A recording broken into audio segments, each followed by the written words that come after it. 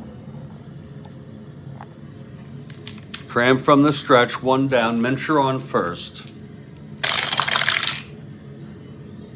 And that's 2-7 right-handed. He flies it to center field. And Kirkpatrick gets his third putout of the ball game.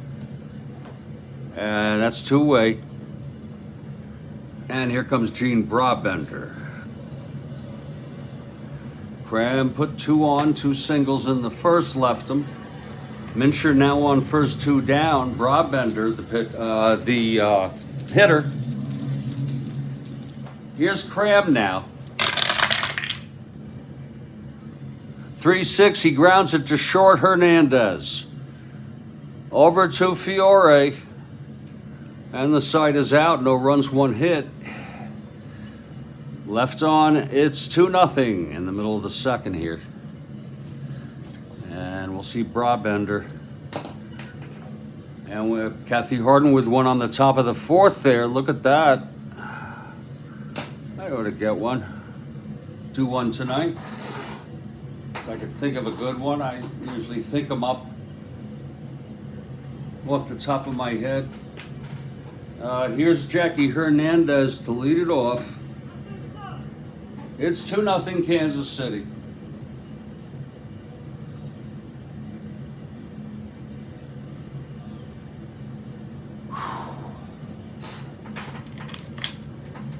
Oh, Lord, Brabender. And the pitch to Hernandez. That is 4-12 right-handed. That is a liner to short, caught by Euler. Nice catch by Ray, 1 down. Here's Jerry Cram now. Cram is a 1WR. Kathy Harden with a question, top of the fourth.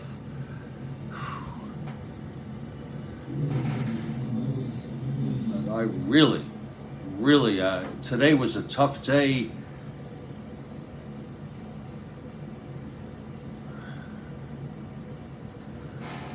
With the news. Okay, here's Brabender, the pitch to Cram. 3-3, he pops it up to short. Euler again makes the catch, 2 outs. See if Brabender can settle down here.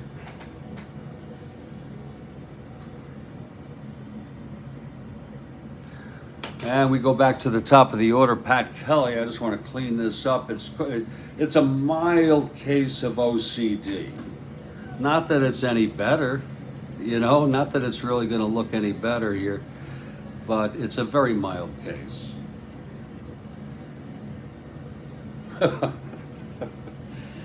Oh, Lord help me. Let that dry. Here's Kelly with 2 outs, nobody on. It's not as bad as Mike Hargrove. That is a human OCD machine. Here's Brabender, the pitch to Kelly.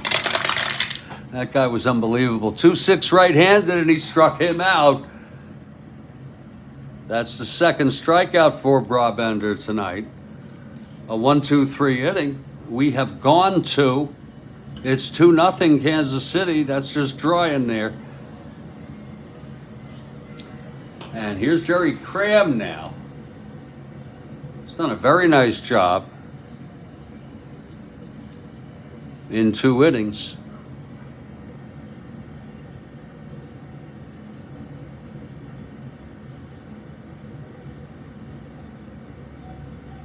He played for a bunch of teams, folks. A bunch of frickin' teams.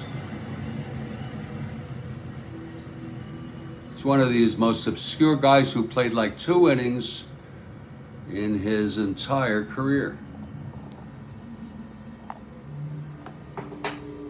You know? He pitched enough to pitch, but, you know, it wasn't quite a Moonlight Graham kind of thing. But Cram is on the mound, and he's going to face the top of this order, Tommy Harper, to lead it off.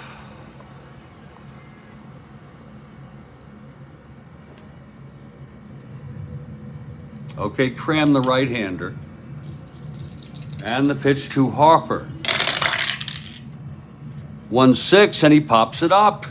Alcaraz under it, 1 down. He struck out Harper in the first. Now he pops him up. Doing a very nice job, Jerry. Now here's John Donaldson. Singled left on. And that is a swinging strike by Donaldson. Yeah, wouldn't that be a kick in the teeth, Kathy? I mean, is it stupidity? You know, like the Shohei Ohtani, if he were to be dumb enough to get involved in illegal activity when you have that much money. And I wouldn't have deferred that. I would not have done a deal like that. I don't care what kind of, I could be wrong, but I'd have my own attorneys. Okay, but I wouldn't defer that much money unless he was required to. They may not have the money, plus with inflation. With inflation, it's not going to be worth as much. Inflation is a killer. Okay, Donaldson with 1 out, nobody on. It's a killer, I tell you. It'll wipe you out. Here's the pitch from Cram. That's 2-10, right-handed, and he grounds it to short. A sliding ball, a pick-upper. Hernandez has it, and he throws to Fiore. Very nice play on a very, very rough hit ball there. Hey, 2 down. 2 frickin' down here. Kathy Harden with a question, top of the 4th.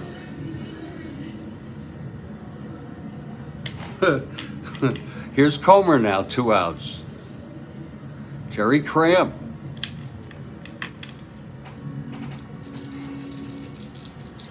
And the pitch to Comer. 5'8", right-handed.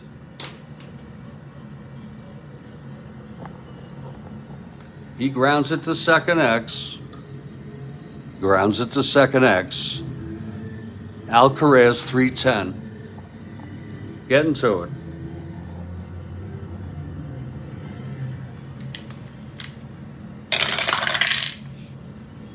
Oh, that's a reroll. 3-10, 7-3.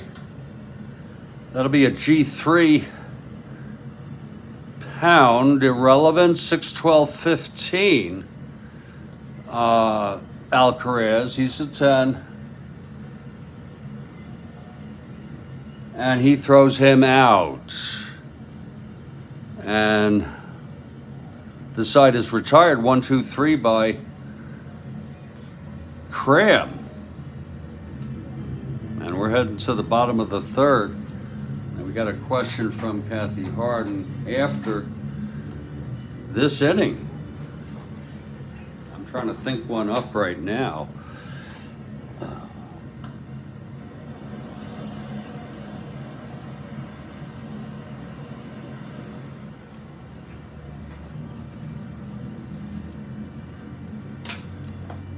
Royals 2-0 as we move to the bottom of the 3rd. It will be Brabender here.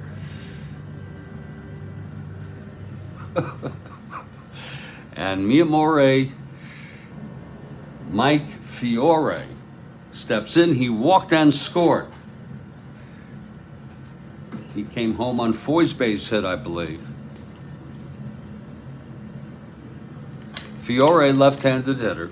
Brabender gets the sign from McNerney. And the pitch to Fiore.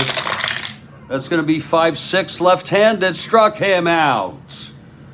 So Brabender is settling down now.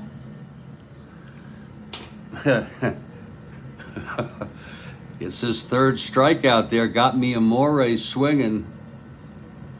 And here's Ed Kirkpatrick now. Eddie walked and scored. He came home. It was a sacrifice fly by Keough. A 187 hitter in real world.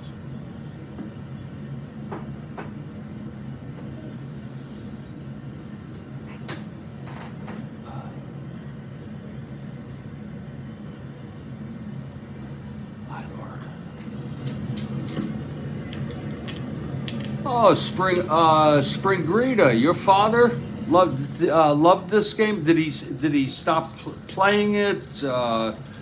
Has he passed away? I'm so sorry for anything, but that's cool.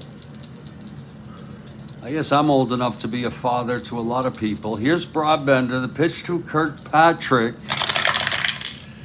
That's 5'9", left-handed, flies it to left.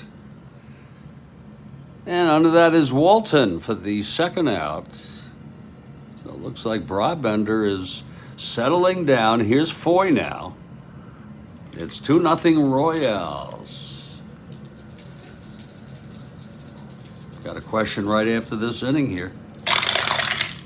That's going to be 2-5 right-handed. Grounds it to short. Euler scoops it up, sweeps it up. And he throws it on over to Mincher, and that's a 1-2-3 inning for both pitchers there. In the third, we've gone 3. It's a 2-0 ball game. And let's see what Kathy has hooked up for us tonight here in the top of the fourth.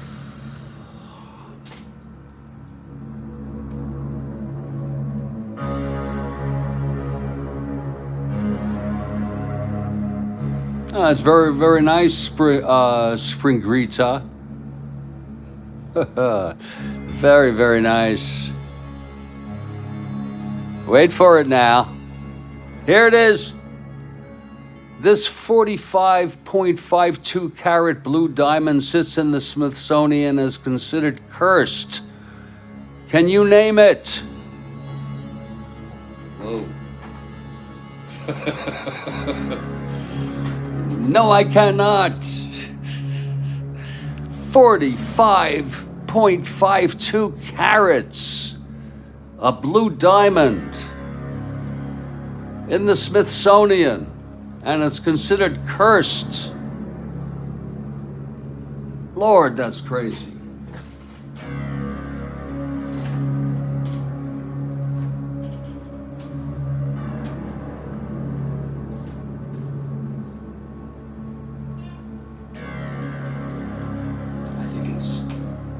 You know, Kathy,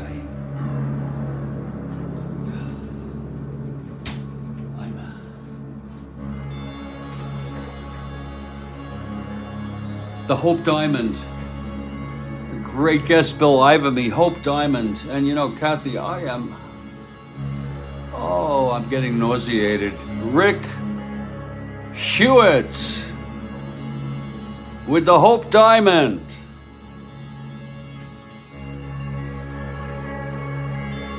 I should have known. I'm gonna say these dudes are right. But yeah, I think I'll wait for Kathy to let us know. Oh, she's getting me in the mood to do my own later on. Whoa. Oh shit, Kathy Harden, is it the Hope Diamond?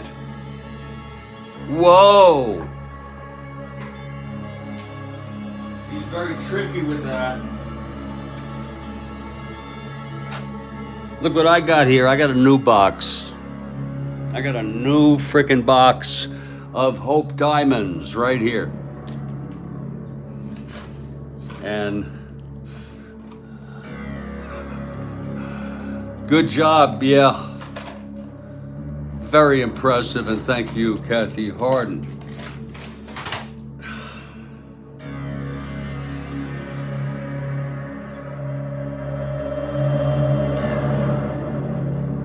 Very, very good. They have very good bodies of knowledge. I did not know that, Kathy. He says that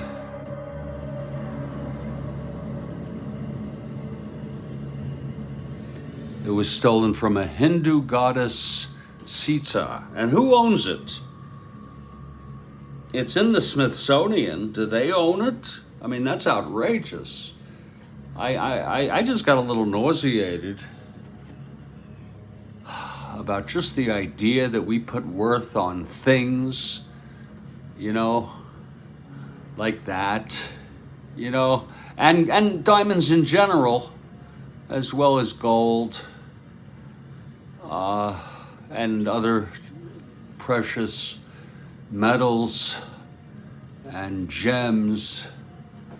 I just think it nauseates me, the way the world is.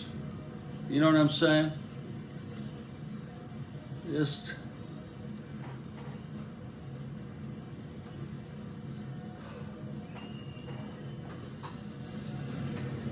Well, it's going to be Jerry Cram coming out again.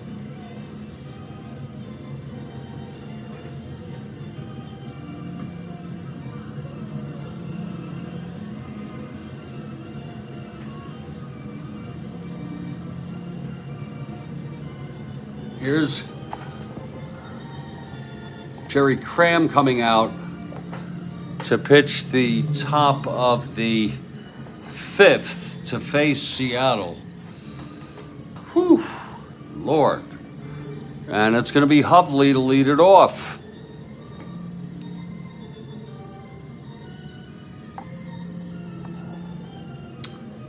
He has held the Royals scoreless and then retired the side in order in the last inning there. Oh, it just nauseates me, the whole thing, David. Just living in a material world. The whole thing nauseates me. Here's Hovley at the plate. Cram the windup. 2-8 right-handed. Base hit Hovley to lead it off. I believe he's a B. Yeah, he is.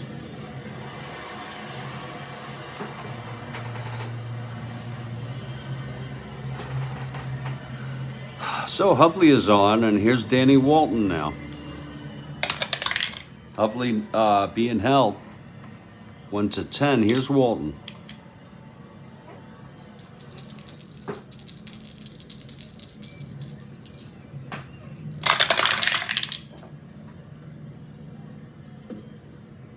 That's 3-5 right-handed, and he struck him out.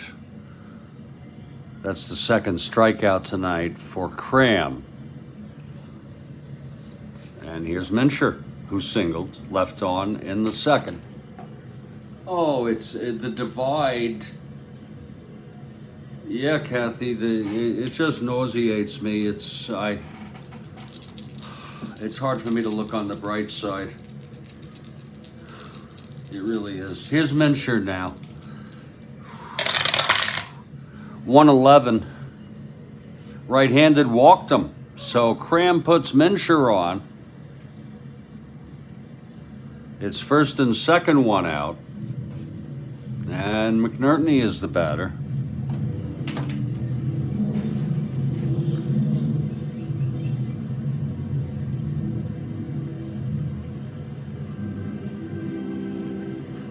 Okay, Cram now working from the stretch. First and second, one out, facing McNerney now.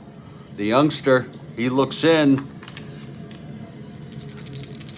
The pitch to McNerney. That's going to be 2-4 right-handed. Grounds it to first. Fiore throws to second quickly to get Mincher.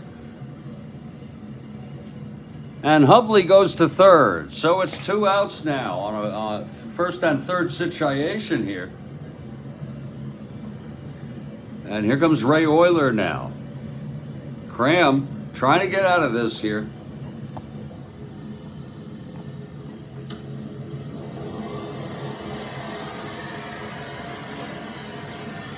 It's McNerney on first, Hovley on third. 2 down. Cram. And the pitch to Euler. That's going to be 3-10, and he walked him.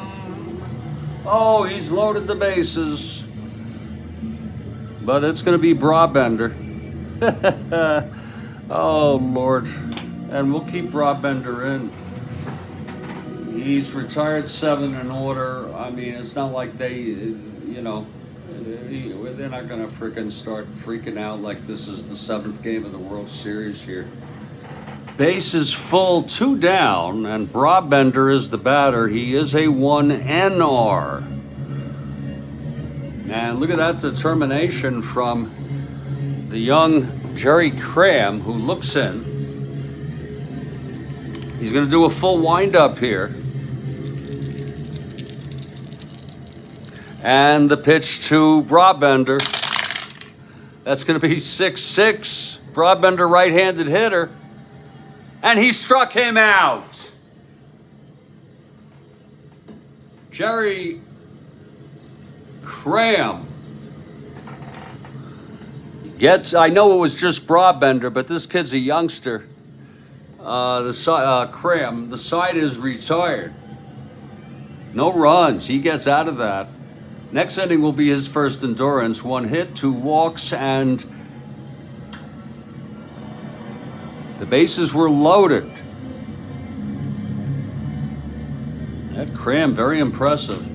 And we're heading to the bottom of the 4th. It's going to be Brabender again, who's retired 7 in order. It's 2-0.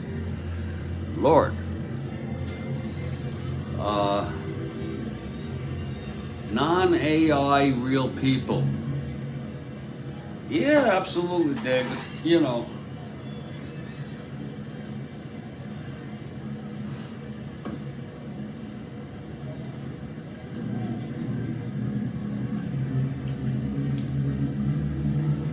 Here's Joe Keough to lead it off for the Royals. Keough had that sacrifice fly that brought in the 2nd run in the 1st inning. Brabender now. And the pitch. That's 4-9, left-handed. Grounds it to first. And Mincher on a hop will take it to the bag himself. 1 down. Here's Luis Alcaraz.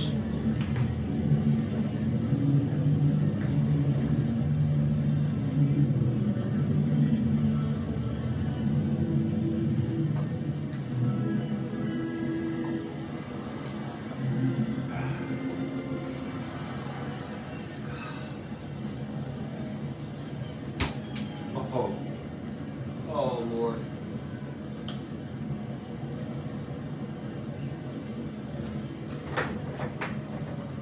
Okay, Alcaraz at the plate. It's Brabender now.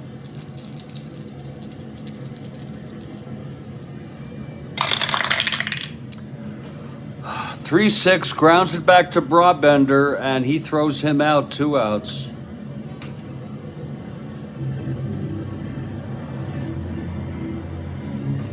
And it's Ellie Rodriguez facing Brabender here, bottom of the 4th.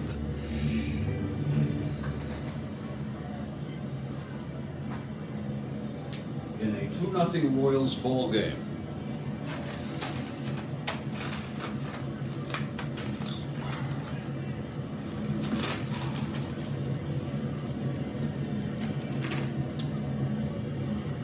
Oh.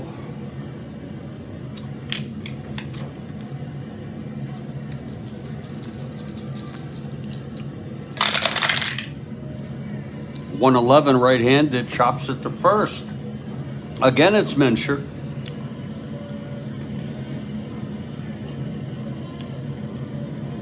And he takes it to the bag, and it's another 1-2-3 for Brabender, who has now retired 10 in order.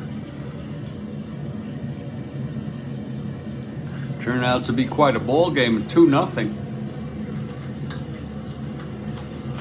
Did he actually get the chip, David, did he actually get the chip implanted? Yeah. Oh, it's going to be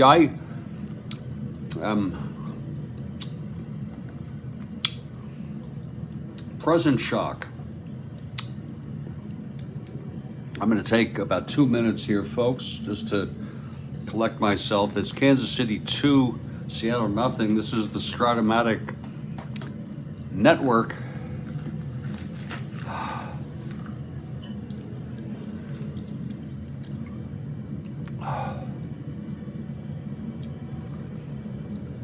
I am your host,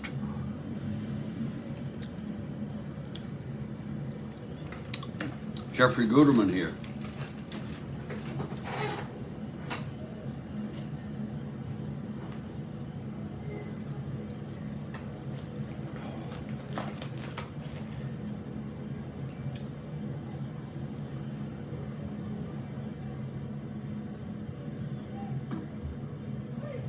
Oh.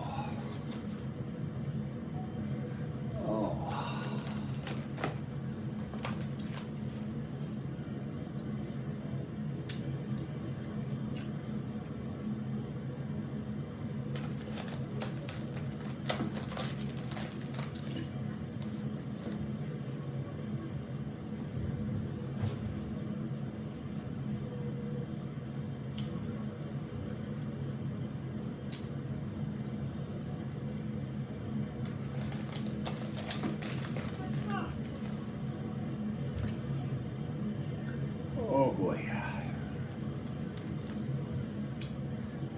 Whew.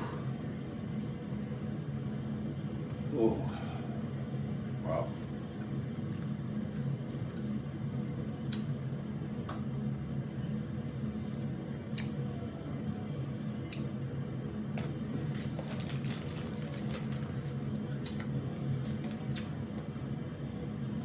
Oh my goodness.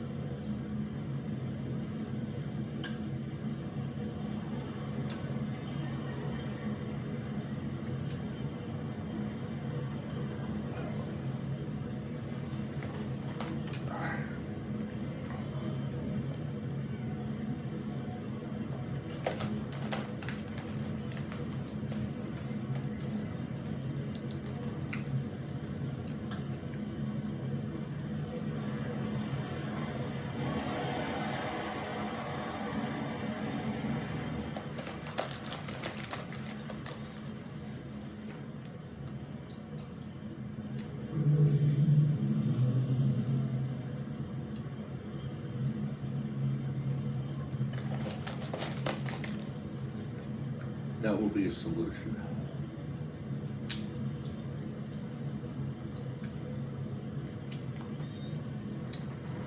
He will not be suspended. Well, that is news. Did they say he won't be? There can be an investigation though, right?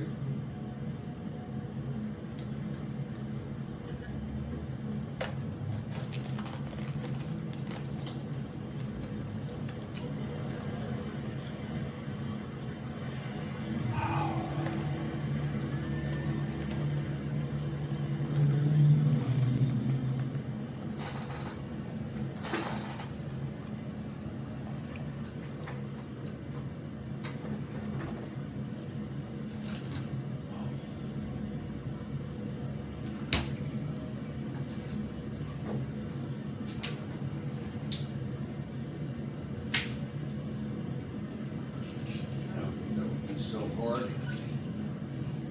to do.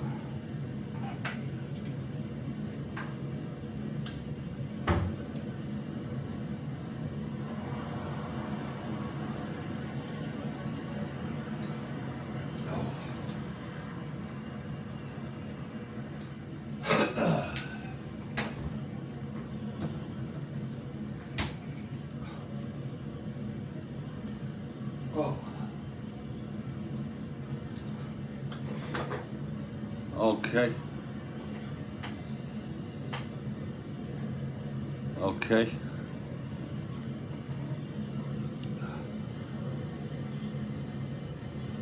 Here's Jerry Cram now to pitch the top of the sixth. He's throwing shutout baseball, this youngster. And this will be his first endurance inning. Leading it off is Tommy Harper, 0 for 2. Here's Cram, 1-4 against the right-hander, ballpark slash. Right-hander. That's going to go through, I think. Yes, it does. So that's a leadoff single by Harper being held. 1-15. Here's Donaldson now.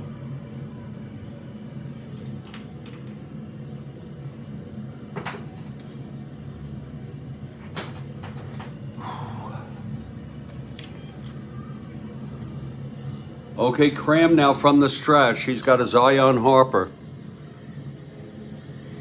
The pitch to Donaldson. There goes Harper, and he's safe. Harper has stolen second. He'll be in scoring position now.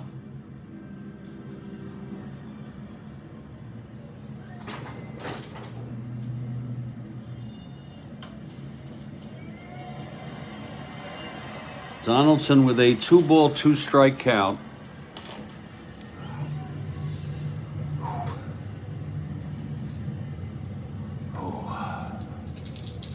And the pitch. That's 1-2. And he grounds it to short. And Harper will hold. 1 away. Now Wayne Comer, 1 for 3. Cram's been very tough with runners on base. Well, Rick, if you put Pete Rose in the hall, then you have to put Joe Jackson. You know, I mean, think about it. Here's Jerry Cram now. The pitch to Comer. That's 6-9 right-handed. That'll be a ground ball short X.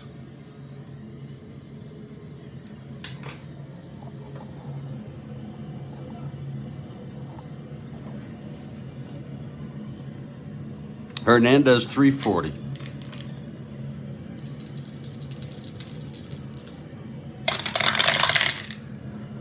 .340, 15-3. It's a G1. E40.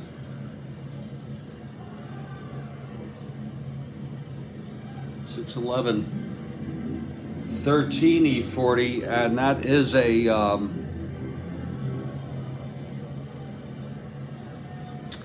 Harper goes to third. Hernandez throws Comer out, so it's 2 outs. Harper on third here, and it's Hovley now in a clutch situation here.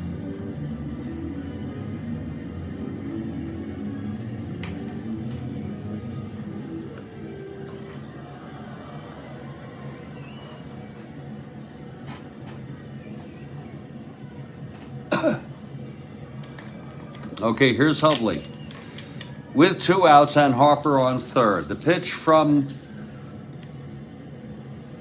Cram.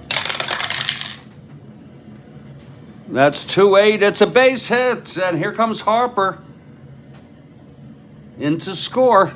A clutch single by Hovley makes it a 2-1 ball game.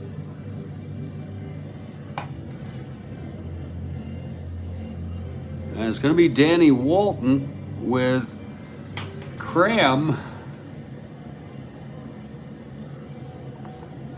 1 hit or walk away from fatigue. That's what I'll do. That'll be my solution.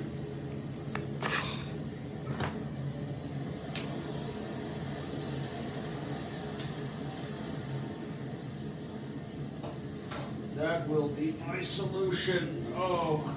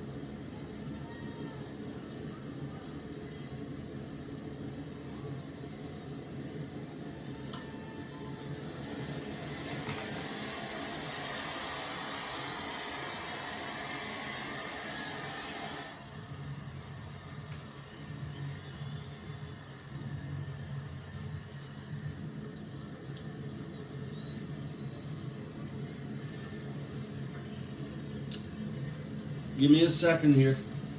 Okay.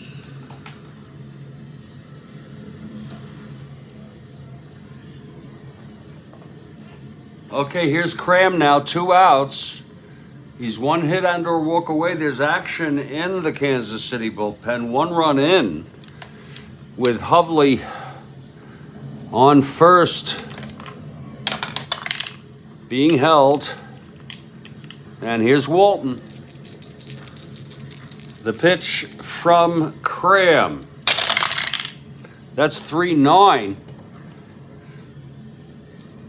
And he struck him out. So Cram gets out of it without fatigue, the youngster.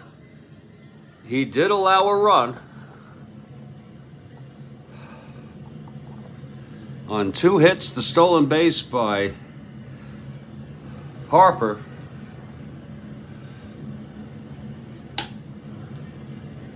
And 1 left on. We're in the middle of the 5th. It's 2-1. And it will be Brabender coming in now. Brabender has retired 10 in order after allowing 2 in the first.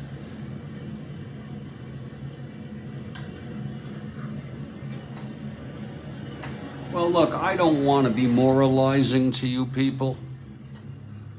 Really. I'm not trying to be moralizing to you all, but I am so fed up. I am so cynical with this world. Are we going to be a kind of society that does what it says it's going to do? And there's a rule, no gambling on baseball, I believe. I don't know about other sports, but really you should stay away from it all. No gambling on baseball or you're out. Mountain Kennesaw Landis. Now, you may, I'm not, he wasn't a great guy, but all those White Sox are gone. And I believe, look, I think, Jackson has never been brought back. And if we were to bring Rose back, we're sending a message.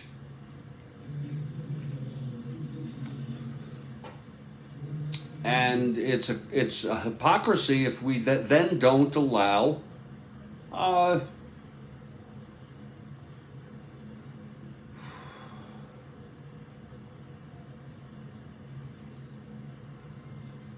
Joe Jackson in the hole.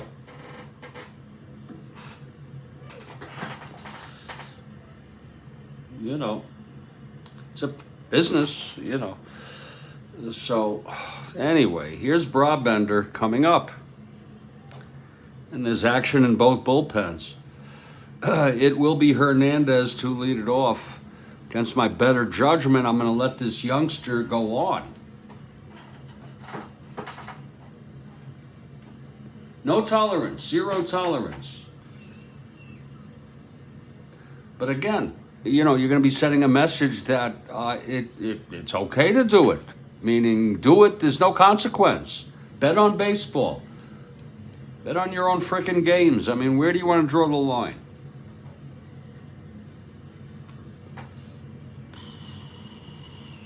Ridiculous. With the salaries they get, and each of them, even the minimum salaries are whatever it is, $800,000 a year, whatever it is. You don't have to do anything like that. And then if it's something like, Vic did, is that what his name, Vic? The quarterback for the Eagles, doing dog fighting? I think that is so inappropriate, but let's get back to the game. Why a guy like that? Here's Brabender, the pitch to Hernandez, maybe for fun. I think he did it for deep play, what anthropologists call it. It's hit deep by Hernandez to left, but going back is Walton for the 11th batter that has been retired in order by Brabender here, 1 down. I have so many things here.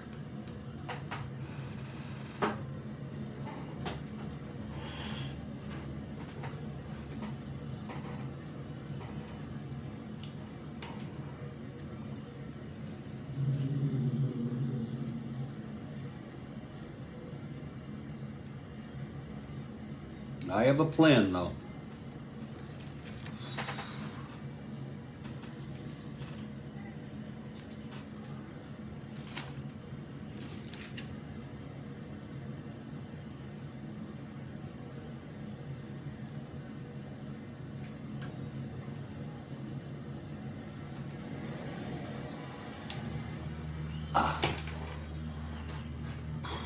Okay, it's going to be Cram. Okay, they're going to let the youngster stay in this ball game. He's winning it. He just pitched his first endurance, allowed 2 hits. Here's Cram coming up now. He is a 1WR. Brabender now with 11 in a row. And the pitch. That's 3-6, and he taps it to short for Euler. And that's going to be 12 in order. And it's Pat Kelly with 2 outs, nobody on. And Bill Ivamy has one after this frickin' inning. Awesome. Boy, I wish I could think of some. Oh, yeah, well, no, that wouldn't be good. Oh, yeah, no, I think I will ask this question. Yeah, I think I will.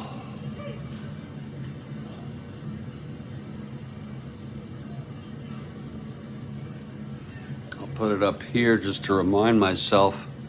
I'm gonna do one bottom of the 6th, middle of the 6th, if you don't mind. Here's Kelly now.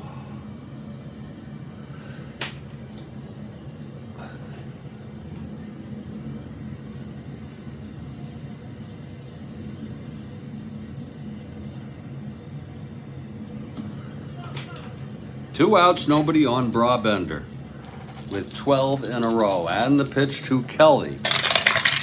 That's going to be 4-7 left-handed, and there is a liner to first. Oh, nice catch by Mincher to save a base hit. That was a 4-7 left-handed. And the side is retired. He has retired 13 in order after that rocky first inning. We've gone 5. It's a 2-1 ball game, and Lord, we got a question here. I just came up with an action plan. I'm doing the best I freaking can for my life. Here it is from Bill. Here it is. Manfred Mann had a #1 hit in the mid-70s. Name the tune and who wrote it. Lord, you know, I'm sure I know the song.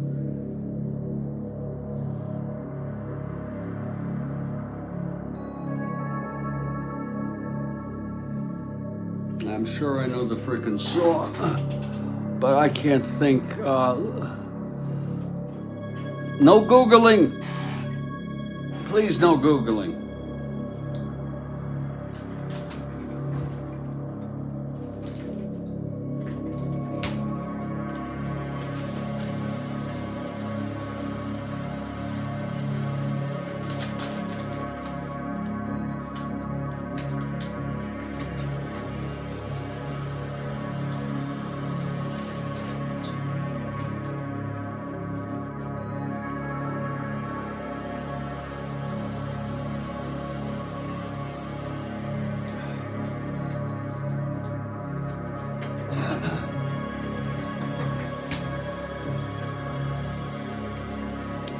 That was a good guess by Kathy Harden there. Do-wah-diddy.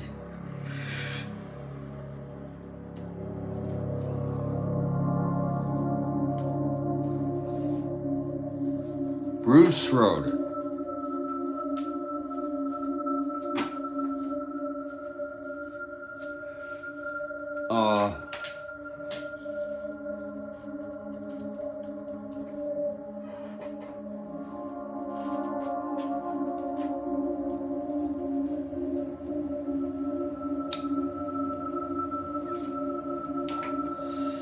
Was it blinded, Bill?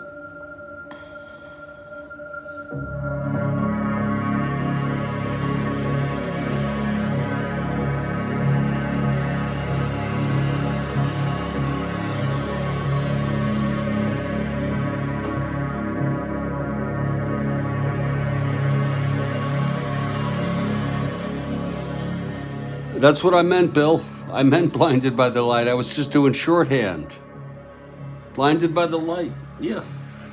Great question.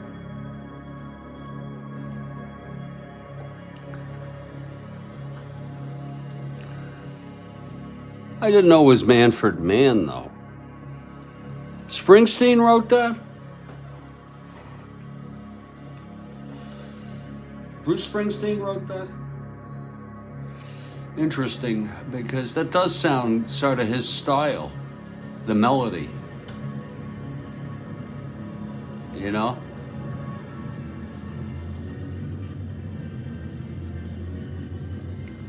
Yeah, he does his own version, yeah. It's going to be Jerry Cram coming out again. Boy, this youngster has been impressive tonight. He is in his second endurance inning. He did allow 2 singles and a run in the top of the 5th, his first endurance inning. And Jerry Cram takes the mound here. You see, this is endurance inning. He takes the mound. We'll be glad to move this when we need to, if we need to. It's going to be Mincher, left-handed hitter, coming up right there. So here we go. They're giving him a chance here to see how long the youngster can last. Here's the windup and the pitch to veteran Mincher. That's going to be 3-6 right-handed, and he walked him. Oh, Jerry has put Mincher on. It's 2-1 here. Kansas City. Cram with a winner here. And here's McNertney now. Cram is 1 hit and or walk away from fatigue. And Mo Drabowski, well rested, Kathy, is warming. Mo is warming in the pen.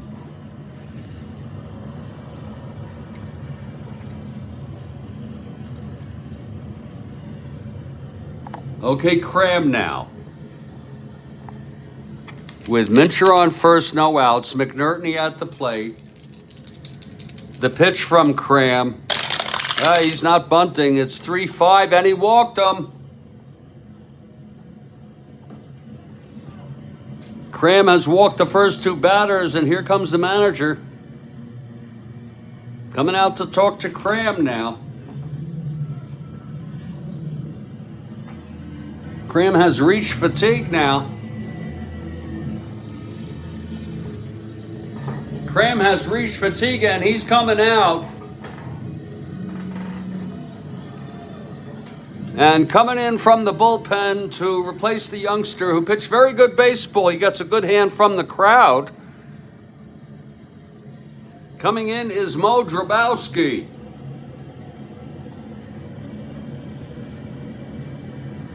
Mo Drabowski.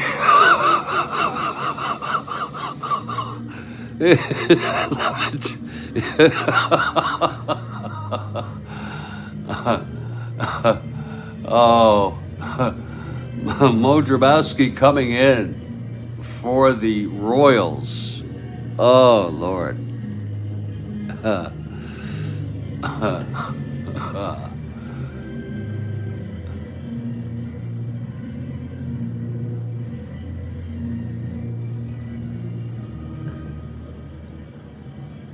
Mo Drabowski has found his way here to the mound.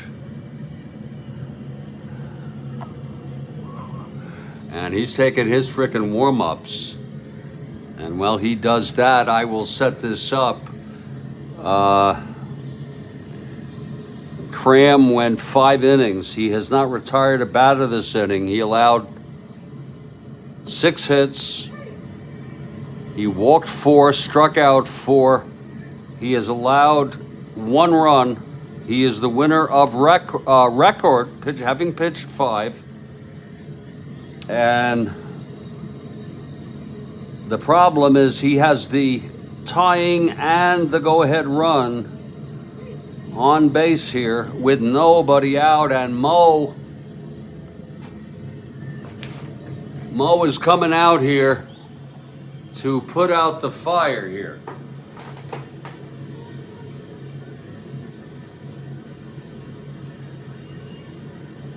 That's Mo Drabowski there.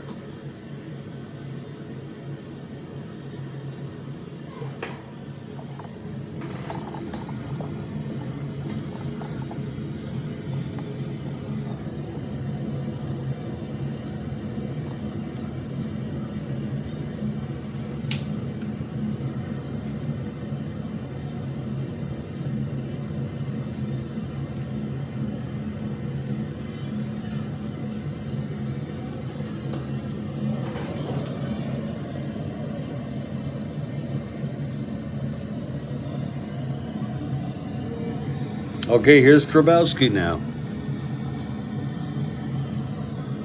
And it will be Ray Euler. There it is, David. Let's look at his stats first of all. 2.94. 11 saves. This is on an expansion team. 11-9. Good hit ratio. Good strikeout ratio. And there's this card basic, but, you know, here's the advanced. He's a right-hander. And there's going to be a double here in the stretch here. Oh, I have a question middle of this inning, yeah. And we have Kathy with a double, that coveted double. 7th inning stretch. Here's Mo now. Mo will face Euler. First and second, nobody out. Brabender on deck. He's retired. 13 in order. So that's a situation. He's on deck. Here's Euler now. And the pitch from Drabowski. That's 3-6 right-handed. Grounds it to short. Hernandez throws to second. Over to first, double play. And Mincher goes to third. Drabowski with the big ground ball there. He hit it in the dirt, Euler. And now Mo will try to get out of this. It's going to be Brabender, 2 outs with the runner on third. They've got 3 innings. He's no one's pitching as good, could pitch as good as him right now.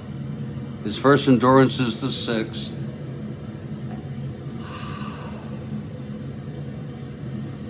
They will have him hit. Here's Drabowski now. 3-6, and he grounds it to short, or Hernandez again. Over to Fiore, and the side is retired. Drabowski gets the Royals out of it. No runs, no hits, 2 walks, 1 left. Huge double play ball. Cram ends up with 1 earned run and the winner of record. And I have a question for you.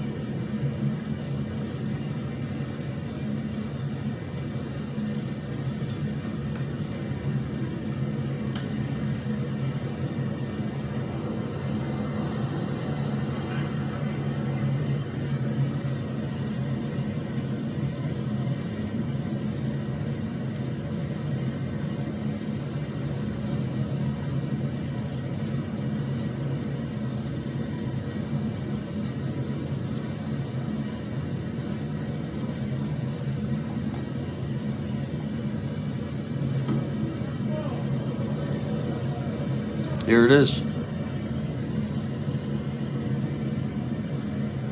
How did Sigmund Freud die? And I ask you, please be specific about it.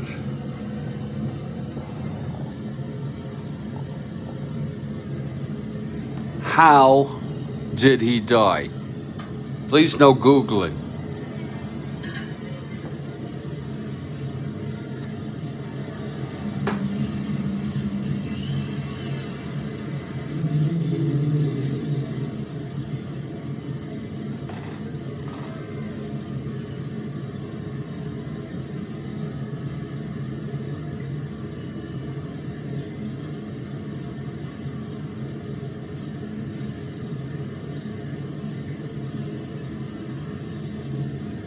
Anybody at all?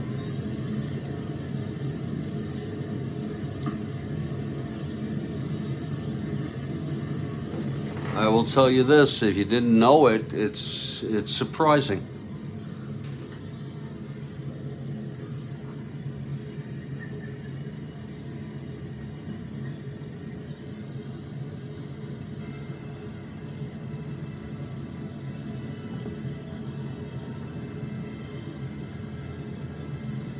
Anybody at all?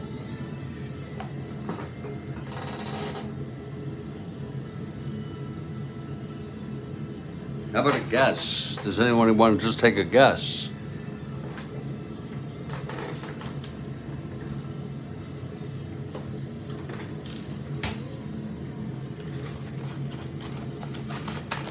All right, I'll give it to you all.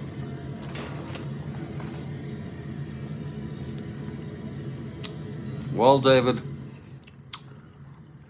let me say this.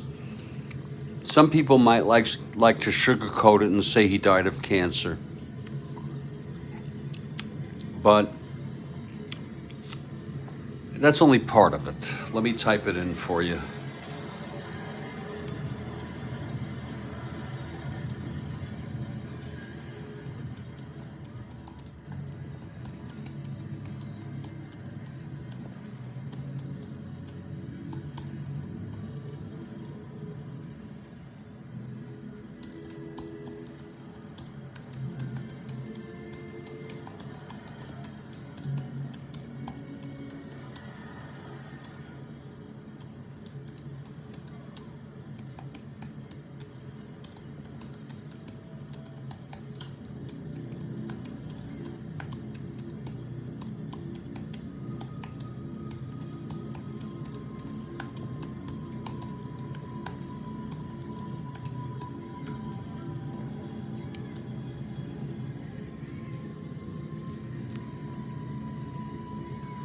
Freud died of physician-assisted suicide by morphine overdose. His physician injected Freud with the fatal dose. He was suffering from intractable pain from cancer of the jaw.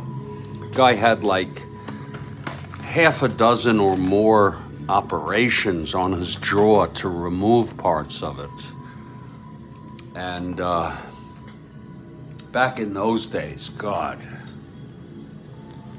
that was freaking nightmare. I'm sorry to be such a downer, folks, but Kathy has a double shot.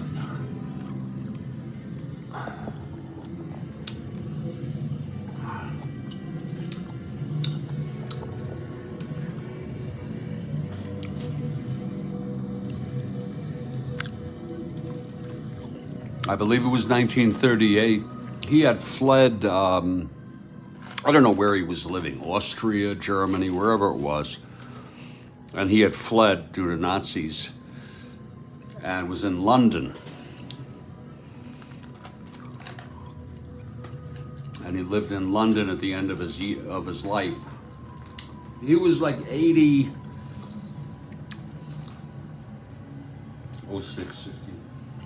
82 or something.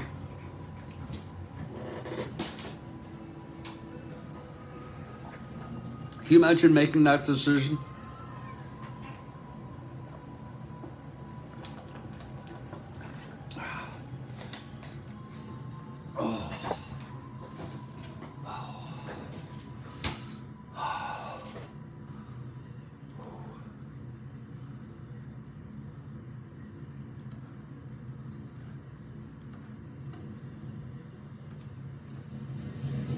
We're heading to the bottom of the 6th. And it's going to be Gene Brabender, who's been amazing. And the Pilots have kept him. Yeah, no, that's true, David. Thank you so much, David. That's very kind of you. You know that?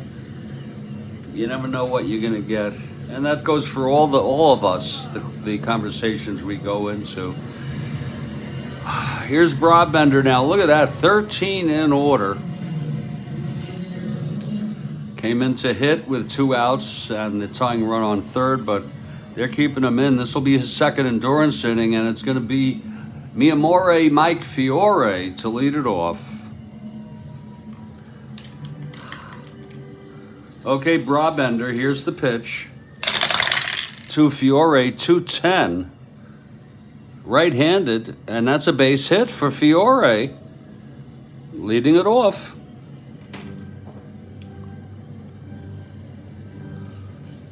He's Ed Kirkpatrick now. There's action in the Seattle bullpen. Diego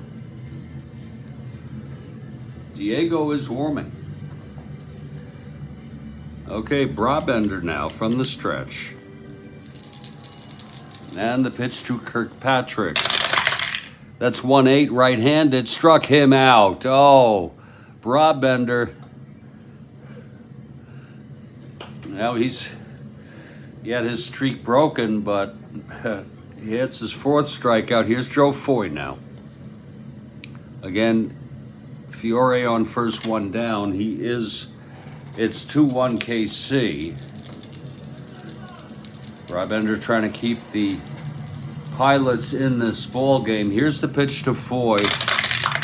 That's going to be 1-7 right-handed. Grounds it to second. Fiore not being held. I have to say it out loud. He's a C anyway. 1-7 right-handed. Grounds to second. Steps on the bag. And throws to first for the double play. So Brabender, again, no runs. This time the first base runner since the first inning. A single by Fiore, doubled up. We've gone 6. It's 2-1. And here comes Mo now. Now Mo is in this to save it. For the youngster Jerry Cram, it's going to be Tommy Harper to lead it off here. Top of the order. And then we have the double shot.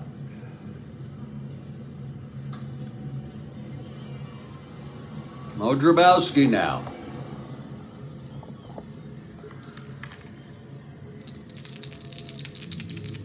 And the pitch to Harper.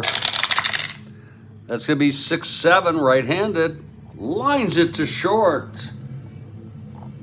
Caught by Hernandez. 1 down. Harper is retired. It was a 6-7. Line out clean. And here comes Donaldson, 1 for 3. Again, Pilots down by 1 here, top of the 7th. Double shot coming. Mo Drabowski, and the pitch. He's done very well thus far. 3-8 right-handed, chops it to second, right into the ground. Alcaraz picks it up and throws it to Fiore. And Mo has retired the first 4 here. In relief, 2 outs, nobody on. He's going to face Comer now.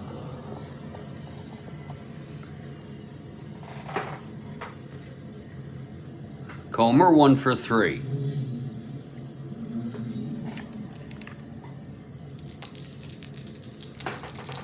Here's Drabowski now. And that's going to be 2-9 right-handed. Struck him out. Oh, Drabowski. Got him.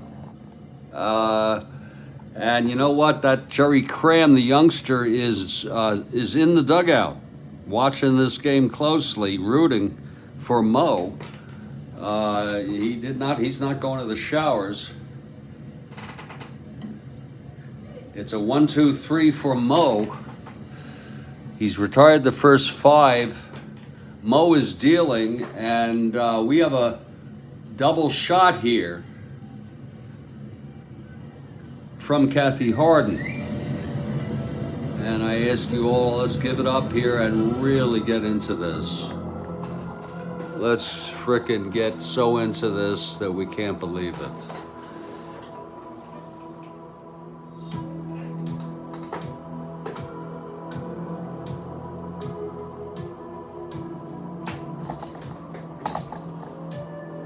Here it is. This actor reprised his role from The Hustler in 1961 in a film sequel in '86, and he won Best Actor. Whoa. That's Paul Newman. I was going to say that. I didn't know he got Best Actor. Shit. That's a good frickin' question. Wow, Kathy Harden, that is a good frickin' question.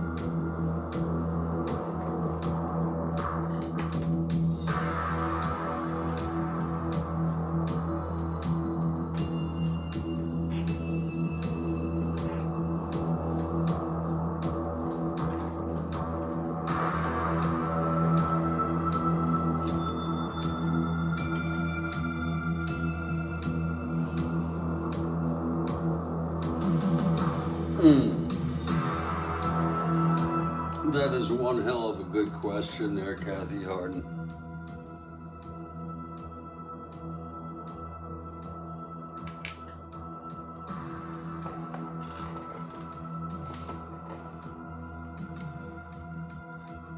Bill Ivamy has a follow-up. Who played Minnesota Fats in The Hustler? It was Jackie Gleason.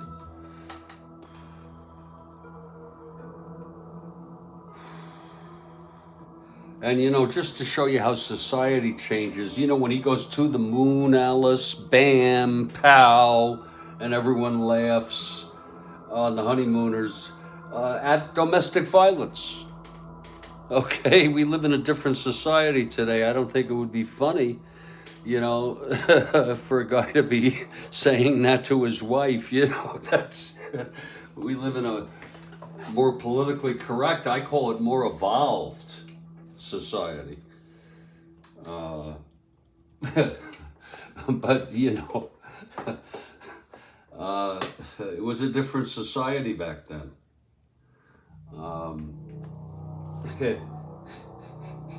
Think about it. It's changed. The world has changed.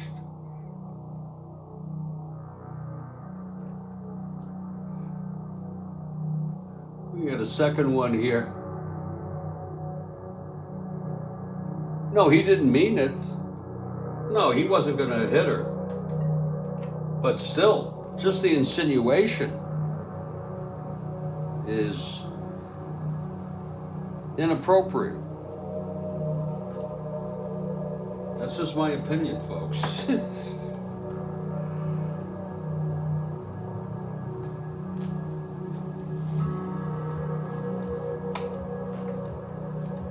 We got a second one coming from Kathy Harden here.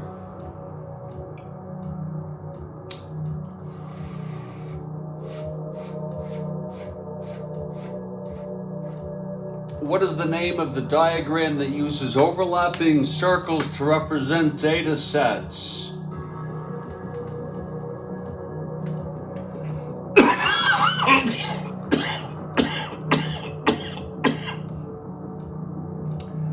And I believe it's a guy by the name of Venn. His real name is Venn. I believe it. Thank you, Kathy. Thank you.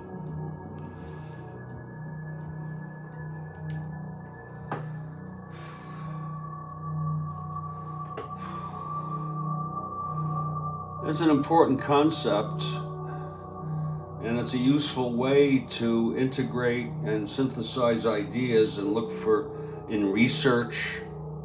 It can be done, I think it refers to data sets, but it can also be done conceptually. You know what I mean? You could have topics, and often in research, social science, It's very useful to use. And that was a great double shot from Kathy Harden. We're going to head to the bottom of the 7th, and it's going to be Brabender. Bottom of the 7th. And it's going to be Brabender, who really has been something here tonight. Brabender really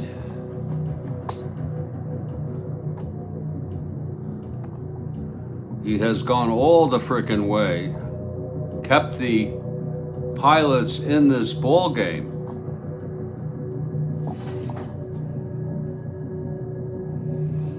And here's Brabender. It's going to be Keoff, Alcaraz, and Rodriguez. We'll have Keoff hit, I mean, if they're winning. It's 2-1.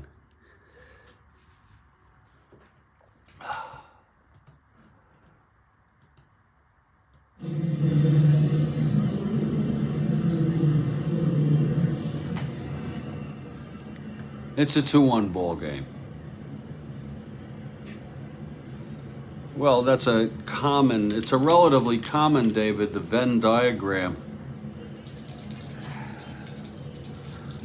Here's Brabender now, and it's Keoff. Not that it wasn't a great question. 187 hitter. Here's the pitch. That is 6'8", left-handed, and he walked him. He allowed his first hit since the first inning. Last inning, doubled him up. No more Beatles song emojis. I'm going to tell you, I'm going to force myself to have one at the end of this ball game, Kathy.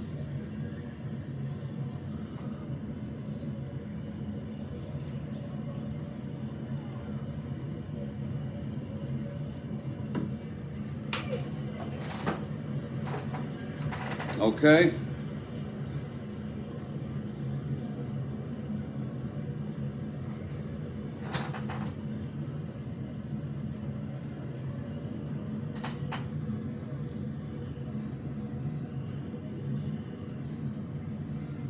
Oops.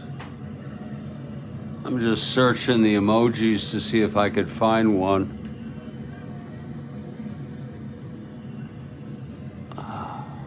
Yeah.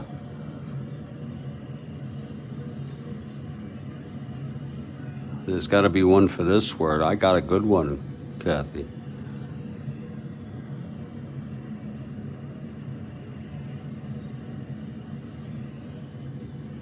It's tough for the second one, though.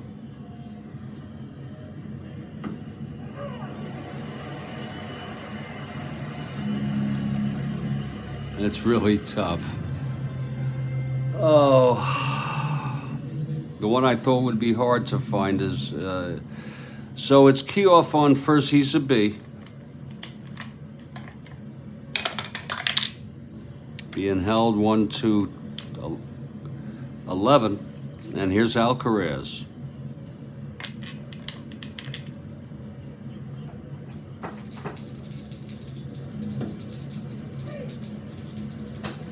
Brabender from the stretch.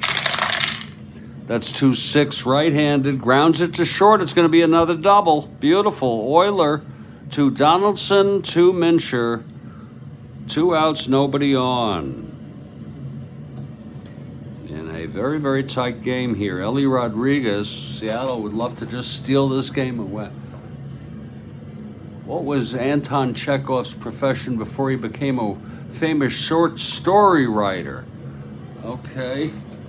Now, if you gave me heads up, I could highlight it, you know, like an innings notice, but we'll accept them anytime. What was his profession before he became a famous short story writer? I'm just going to take a guess.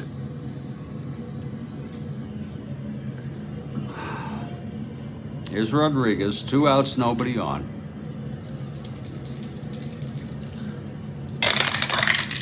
That's 4-8 right-handed. Walked him. And now Brabender, 1-hitter walk away from fatigue.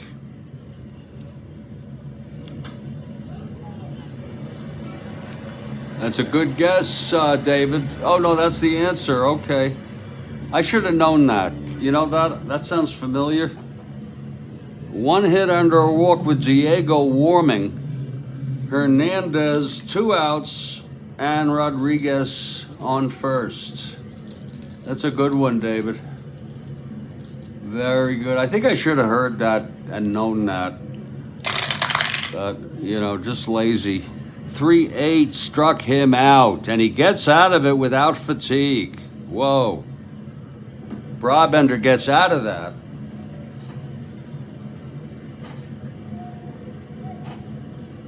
And the side is retired.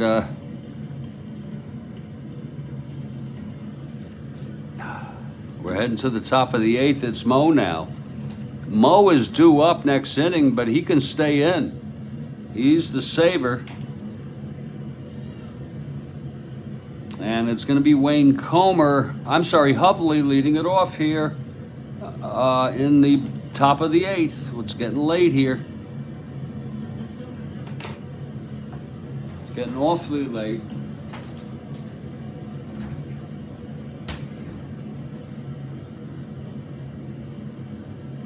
Whew.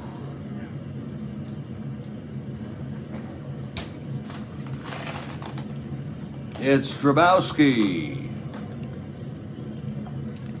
in his 3rd inning of relief. This is his first endurance inning. Here's Hovley now. Hovley 2 for 3. Here's the pitch from Drabowski now.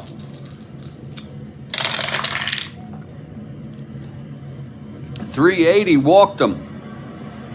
So Hovley is on. He's the tying run.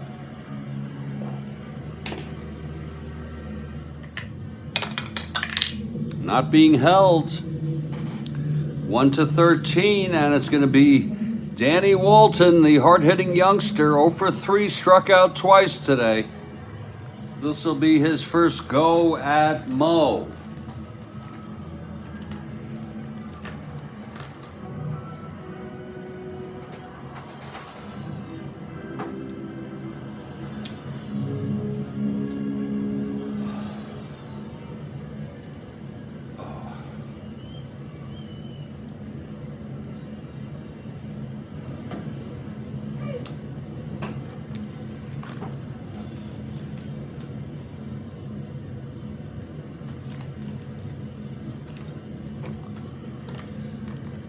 Okay, here's Mo now.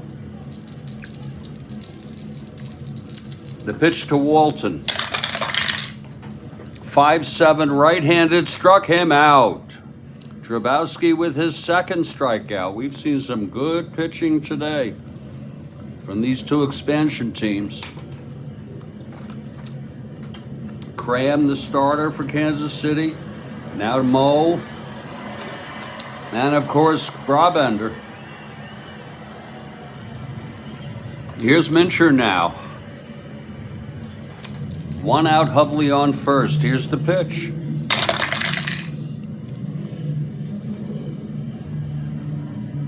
.69, left-handed. Grounds it to short X.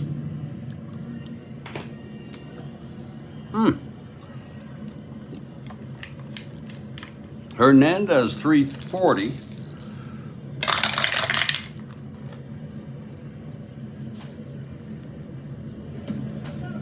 He gets that on a G1 E40. 5-8-11.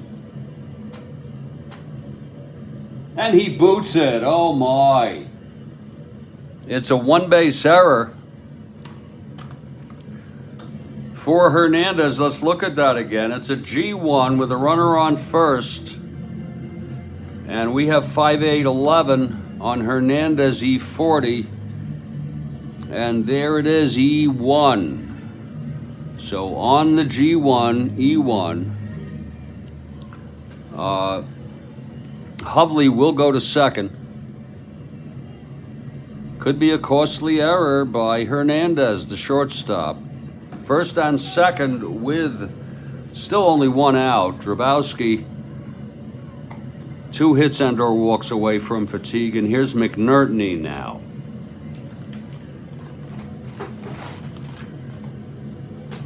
Only 1 out. Okay, Drabowski.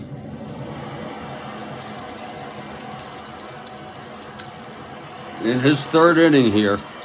Oh, they're getting behind him now. Yeah, they are.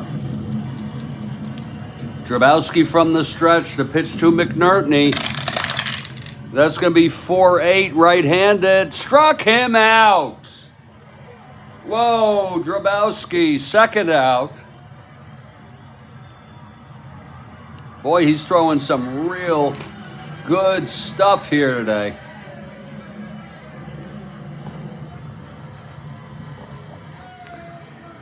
And Ray Euler is due up. Lord Mo.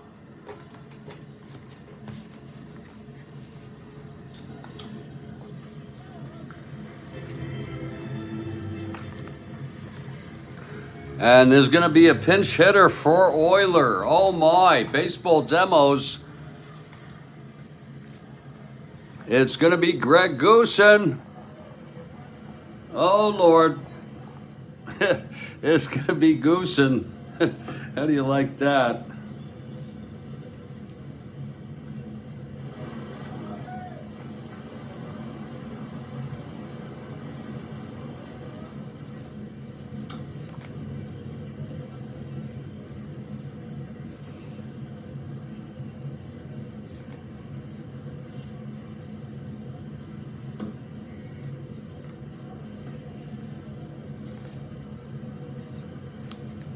It will be Fred Stanley who comes in to replace Euler at short, and he's played recently. So we will replace Euler with Fred Stanley for the bottom of the 8th, as Greg Goosen comes in to hit for Euler here. He is a right-handed hitter. He's an imposing figure. He turned out to end up being, I guess, the backup or body double, or whatever you want to call it, for Gene Hackman in the movies.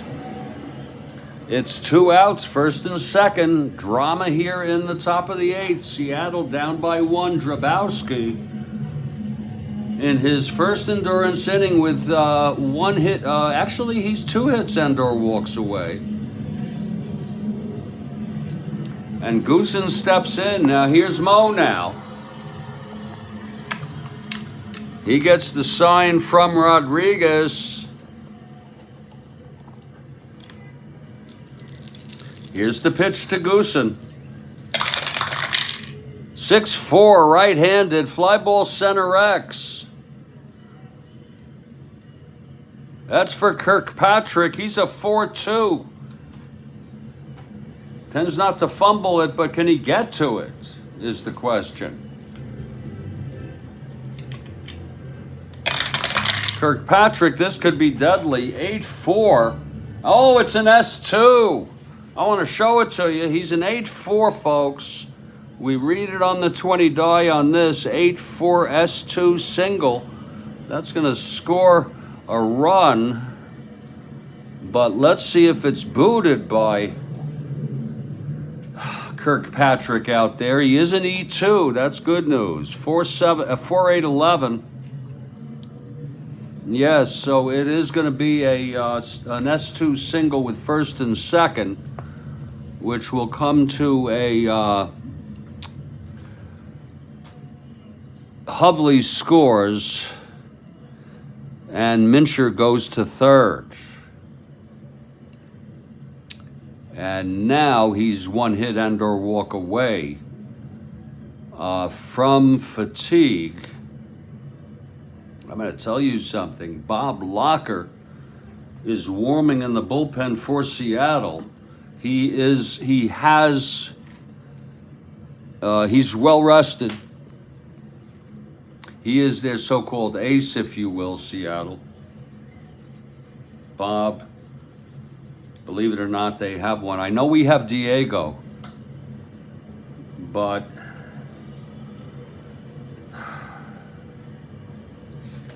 Diego's not much worse, but we're going to go with Locker, the right-hander, and there's going to be a hitter for Brabender here.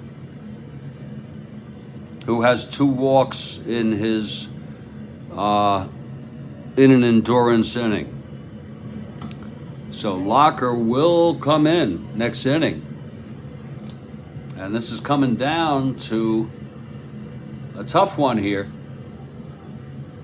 Yeah, Amos is on the Mets this year. There's going to be a hitter for Brabender.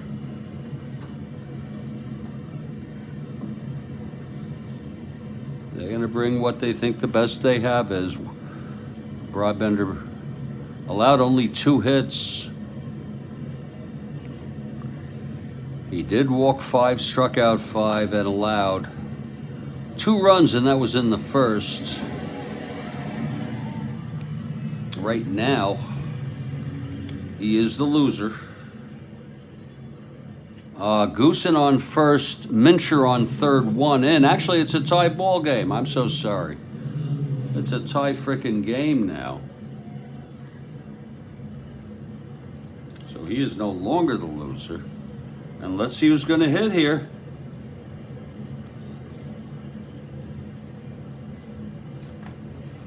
It's going to be Mike Hegan.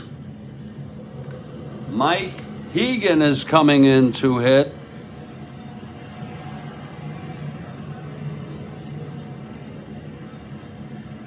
In a clutch situation here. Left-handed hitter against Drabowski, who is holding his own right now. Trying to keep this game now 2-2. First on third, 2 down, Hegan. And of course, there's action in the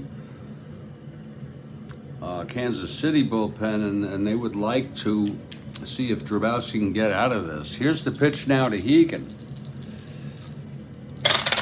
Lord, 2-4, right-handed, and that's hit well by Hegan. Oh, Lord, it's blasted into the gap, and it's rolling.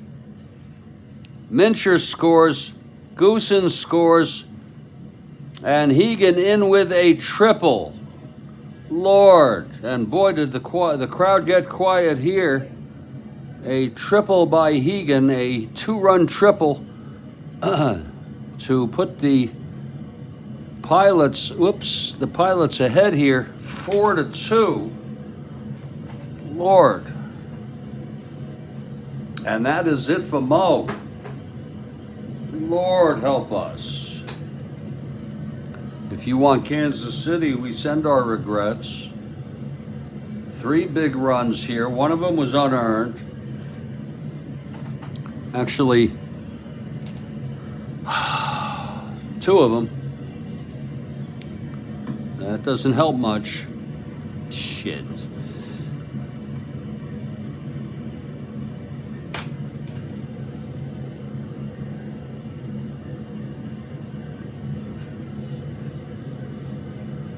Mo got his double eye poked. Absolutely. It was a triple by Hegan. Huge pinch hit. And it's going to be a new pitcher here.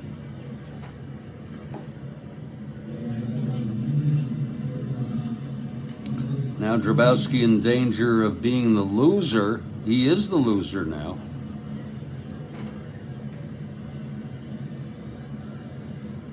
And Brabender is the winner, with Locker coming in next inning for the save.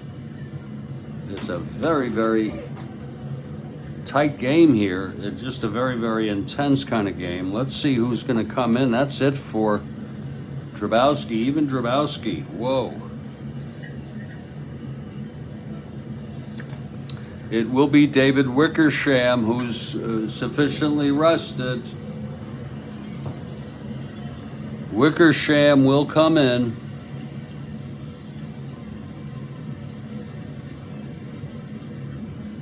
Taking his warm-ups now. He's the right-hander. And it's going to be the top of the order, Harper, with Hegan on third, 2 down. Okay, Wickersham is ready. Let's see if he can get out of this.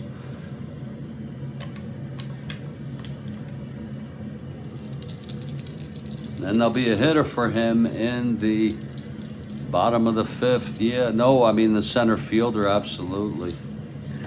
Here's the pitch to Harper, 3-8 right-handed, and that's a base hit. So Wickersham allows a single with 2 outs. He's a 1-15. Harper. Big inning here for Seattle.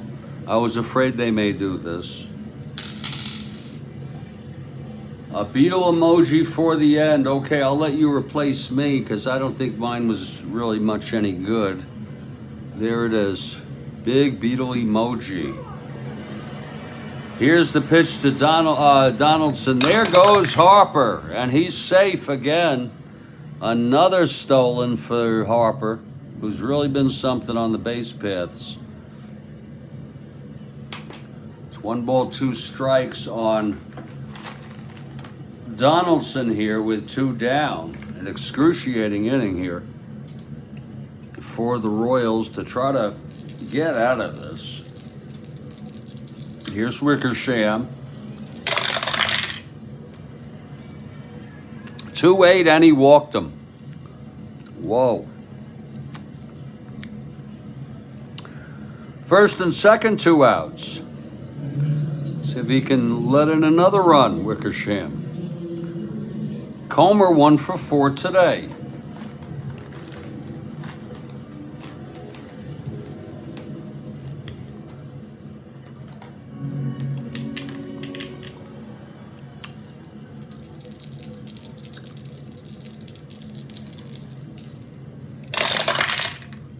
Two 6. Right-handed, walked him.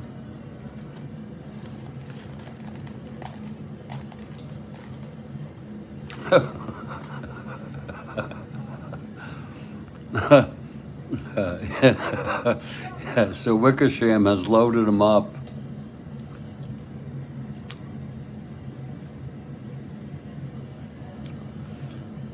And the Pilots have batted around. We'll let them stay in, try to get Hovley here. We'll pull him right here. Here's Wickersham now. The pitch to Hovley. 2-5. And Christ, that's a base hit. Look at that. A 2-5 single, 1-4. It was a 3. It's 1 asteroid. And believe it or not, that's going to score a run. Shit, what happened here? Fuck. Fuck, what happened here? Oh, shit. That was not a run. What the hell happened? Oh.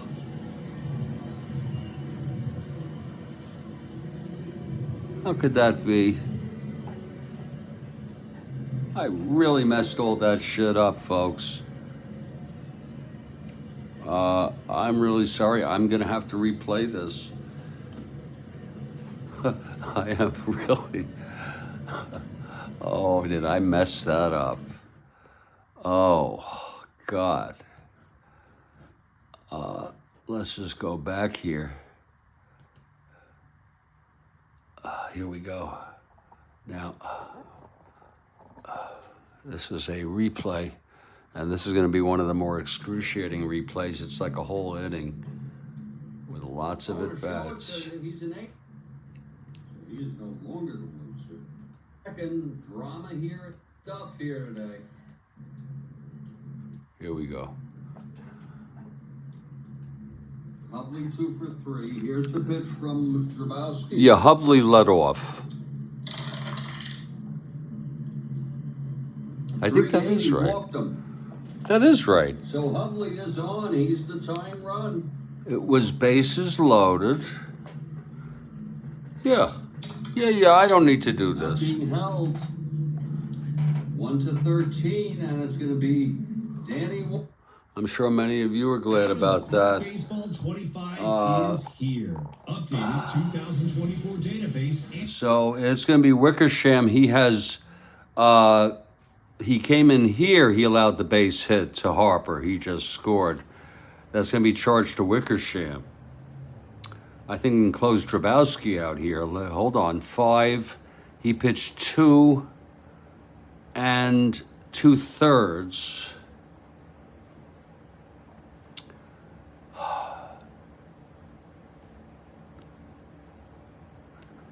Here. 2 2/3. Yeah. 3 hits. He walked 5.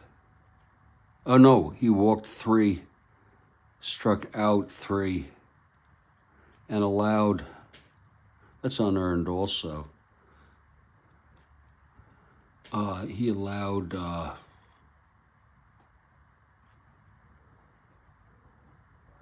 1 earned and 2 unearned. A lot of unearned runs, God. And now that's going to be it for Wickersham. Yes, I have no time for that. That's it for Wickersham, with Walton coming up, and 4 runs have come in. It's still 2 outs. He pitches no innings. 2 hits, 2 walks, no strikeouts, and he's responsible for Hegan on 3rd, Hovley on 1st. Just awful. And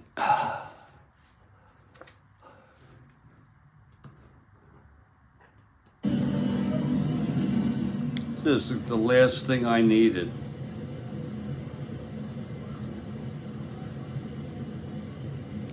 Steve Jones will come in. He is a left-hander.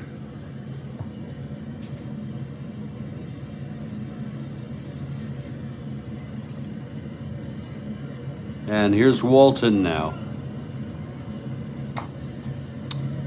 Again with 2 outs. 1st and 3rd. Bases still loaded. Here's the pitch. That's 6-3 right-handed. Grounds it back to Jones. 233.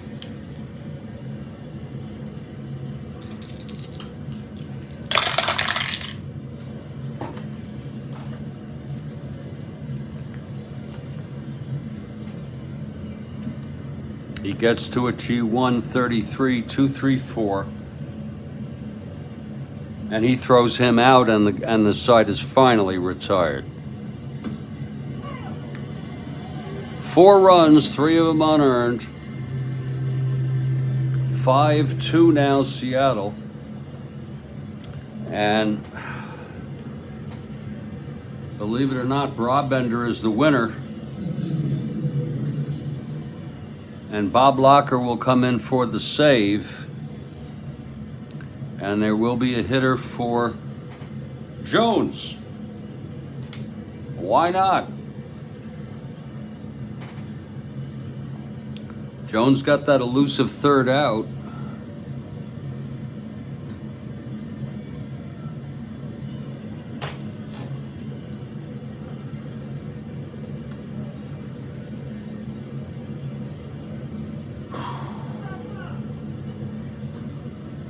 Dave Moorhead will come in. He'll be the 5th pitcher for Kansas City, Dave Moorhead. Right-hander. There's going to be a hitter for Jones here. It's going to be Scott Northey, who has played. He has started games. So Northey pinch hits. It's 5-2 now after that shocking inning off the walks. Oh, the walks, the errors, the hits, the triple by Hegan, allowed by Drabowski.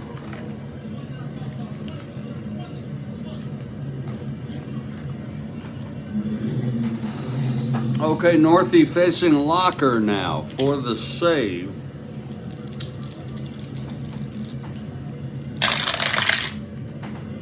Two 6 right-handed, walked him. So Northie's on.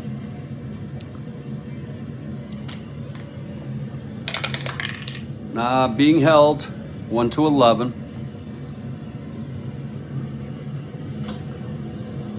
And the batter is Pat Kelly now. 5-2 game. They're only down by 3, Kansas City. They scored 2 in the first, absolutely nothing since.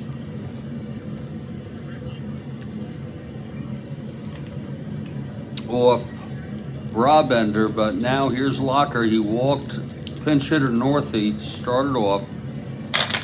Pitch to Kelly, 3-11 right-handed. A grounder to second. Donaldson steps on the bag, no play at first.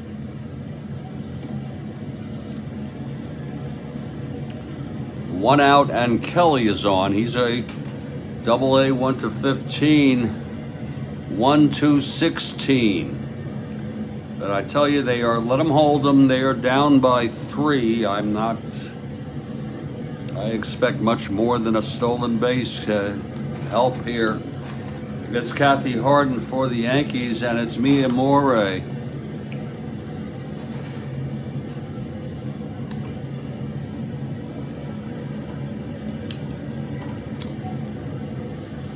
Mia Morey with some power. Here's Locker. It's 1-2 right-handed. Lines it to second, and Kelly off the bag. It's a rundown, and they got him.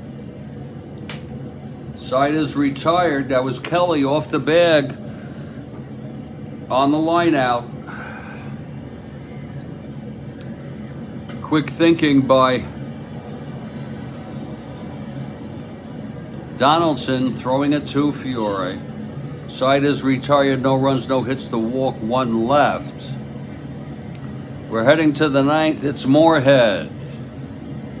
33 innings, 5.73. 2-3 record, started 2. Used primarily in relief.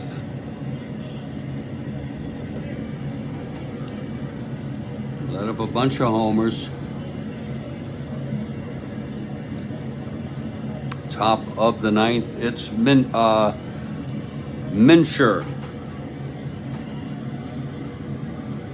to lead it off.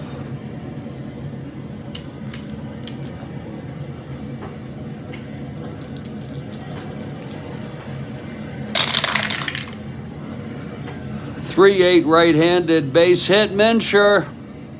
Oh boy, this is not what's supposed to be happening here. Moorhead allows a base hit to Mincher. Here's McNerney now.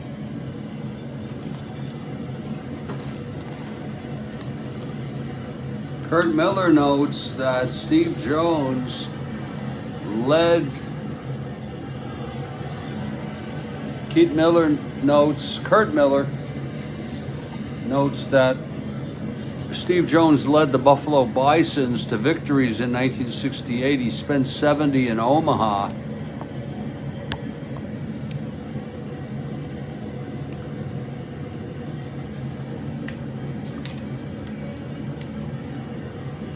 Okay, Moorhead. And the pitch to McNerney.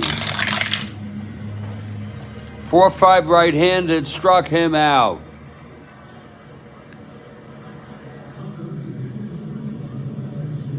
That's 1 down. And here's Fred Stanley. He'll hit. Came into short after Goosen pinch hit. He did single and score.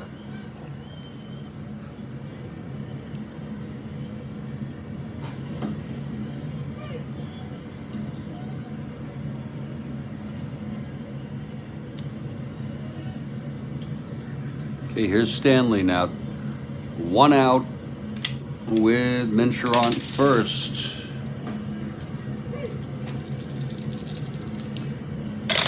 There's the pitch to Stanley, 6-3. Right-handed, struck him out. Second for Moorhead.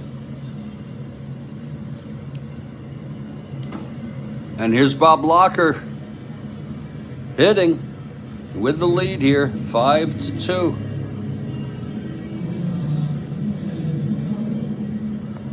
Bob Locker for the save. If you're looking ahead to the bottom of the ninth, it'll be Kirkpatrick, Foy, and Keough. Probably a pinch hitter for Keough. And then the Beatles emoji at the end. Moorhead from the stretch. The pitch to Locker. 1-5, and he struck out the side. No runs, one hit, one left. Moorhead does his job. And the Royals down by 3 here, bottom of the ninth. Stranger things have happened. Locker will face Kirkpatrick, Foy, and Keough is scheduled to bat.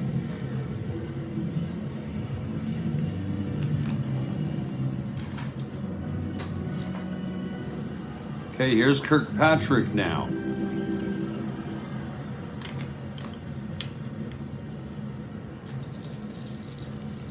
Locker. 1-6 right-handed, and he walked him.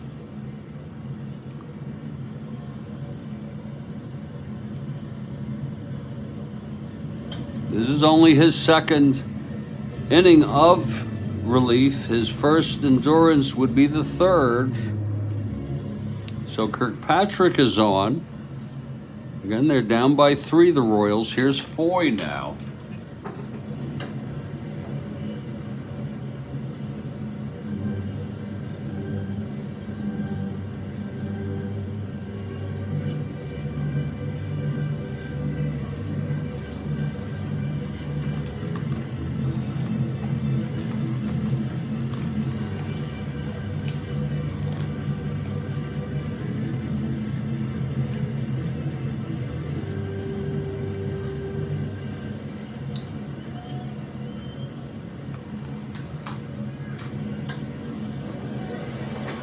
Oh, yeah.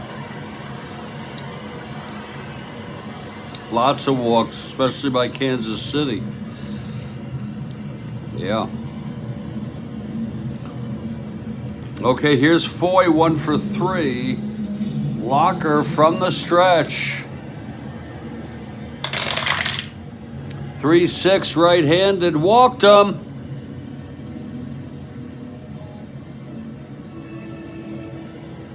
Oh my.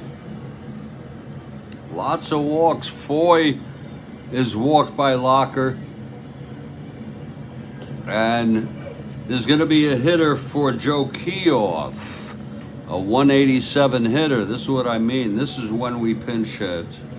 We use real world lineups. We're not going to use it if they're losing at the end or even in the middle. Let's see who's going to hit. They've used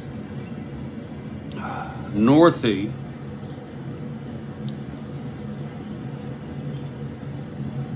It's going to be Lou Piniella. Lou Piniella, the rookie, will be coming in for Keough. Keough left-hander, isn't that convenient? Piniella, if they tie it and have to go to extras, could stay in and play left field. And a very inviting situation here for Piniella. There is action in the, it's Diego, Sweet Lou, and Diego is warming in Seattle there. Lord help us. Okay, Locker now facing Lou. Lou, the tying run at the plate. It's 5-2, bottom of the ninth. First and second, no out. And the pitch from Locker. That's 2-5. Oh, and he grounds it to short. It's going to be a double play. Kirkpatrick will go to third. Oh, my. It's almost okay for Seattle. It was a sharp hit grounder to Euler. He threw it to Donaldson to get Foy, and then over to first at Mincher to get Piniella. 2 outs, and now this is the bottom of the ninth, folks. This is bad outcome there. It's going to be Luis Alcaraz. Locker is 1 out away from the save. Locker from the stretch. Here's the pitch. That's 6-5 right-handed. Oh my. It's hit well, and it's hit into the gap. That's going to score Kirkpatrick.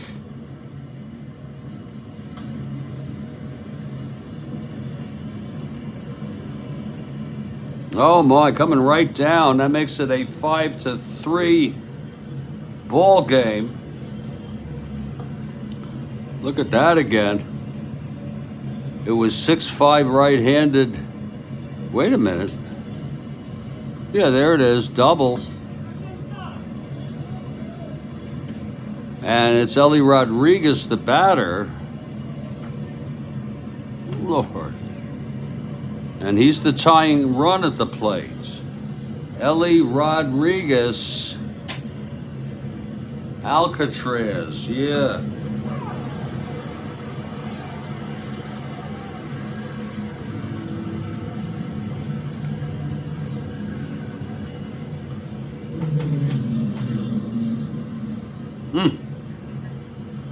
And there's going to be a hitter for Rodriguez.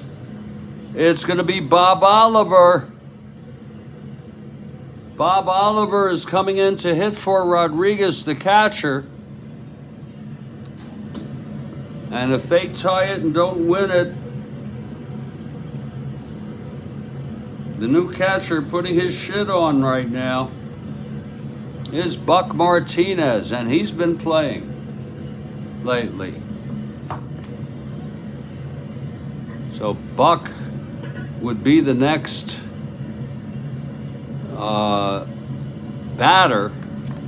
catcher, and it comes up to Bob Oliver here. Very impressive. Power. He can run.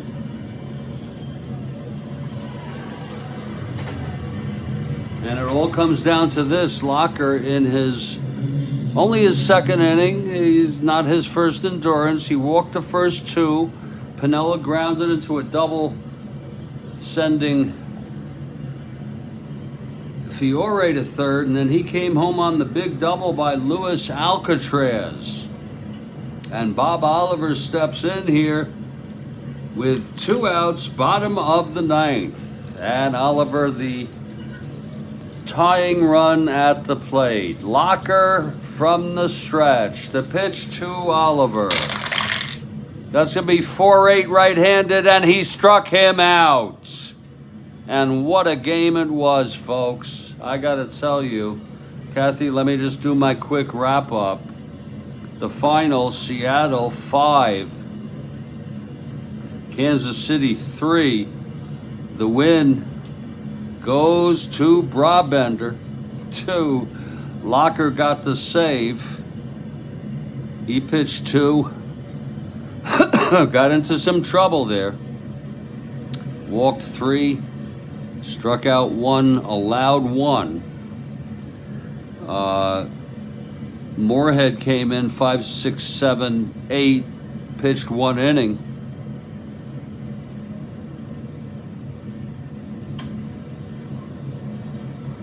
The loss goes to Drabowski, who allowed the go-ahead run, I believe. I am so sorry. Wickersham 5, 6, 7 and a 2/3. Pitched no innings.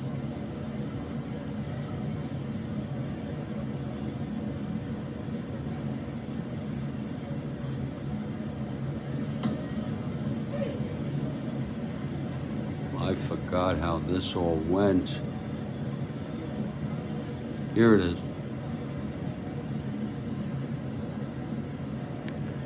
I don't think he allowed any runs. There were 3 unearned runs in this game.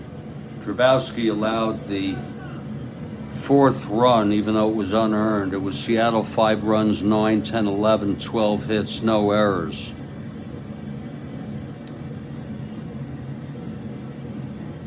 There was 1 error for Kansas City, 3 runs, 3 hits. Holy Christ. 3 freaking hits, a lot of walks. That's the first game. I hope you enjoyed it, folks. We're getting ready for Kathy Harden now. And this is her beetle emoji.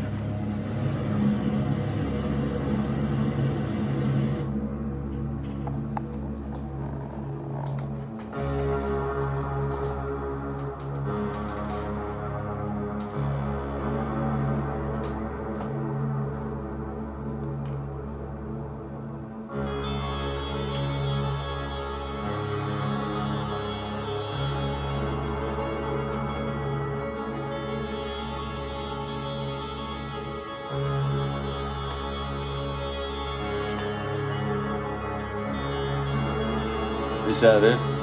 Cry baby cry. It's a good one. That's a good one, Kathy.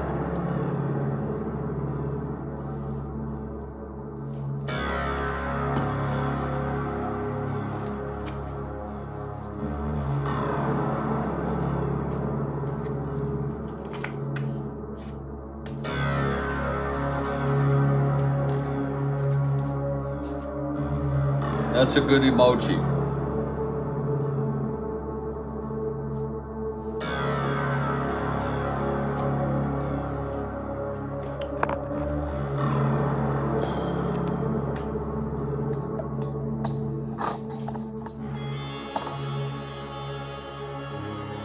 You all have a good night now. I'm gonna be, you like that dice tower?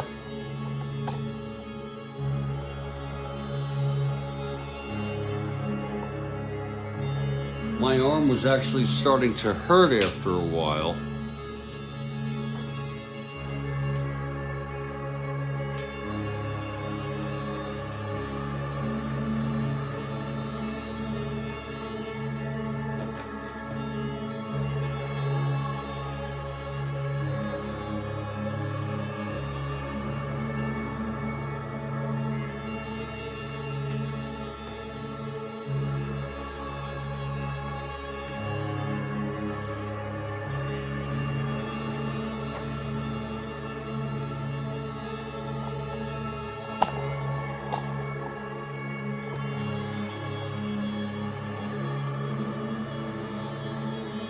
It was very inexpensive.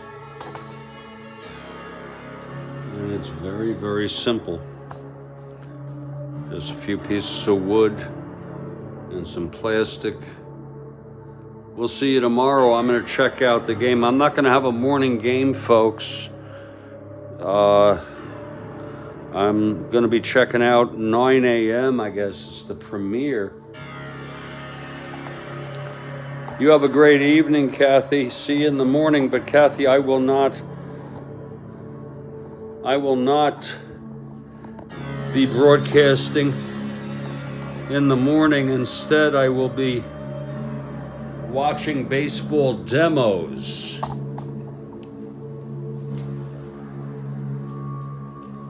For his super advanced playthrough, slow motion.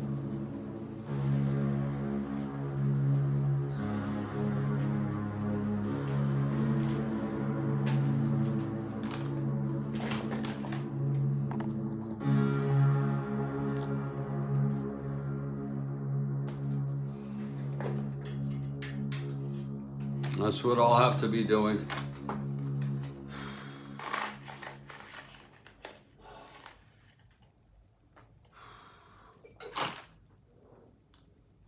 I'm definitely planning to be there.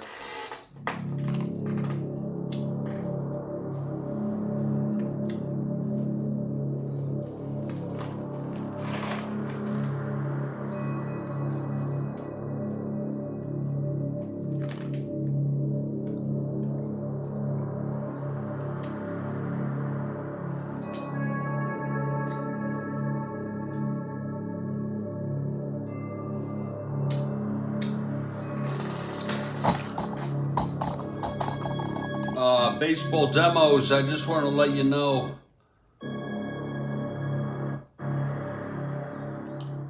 Yours starts at 9 Eastern. At 10 a.m., my son is calling me. It's a very important meeting I have with him on the phone with personal issues and such. I hope you understand. So I'm going to catch the first hour live, and then I'll catch the back end of it on demand. Okay? And I promise you I will, because I'm very invested in this. Just wanted to give you a heads up.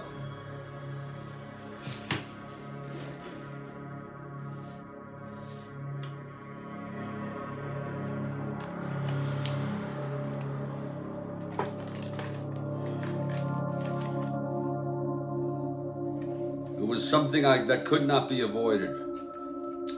I knew 9 would work, but I realized at 10 I have to do that.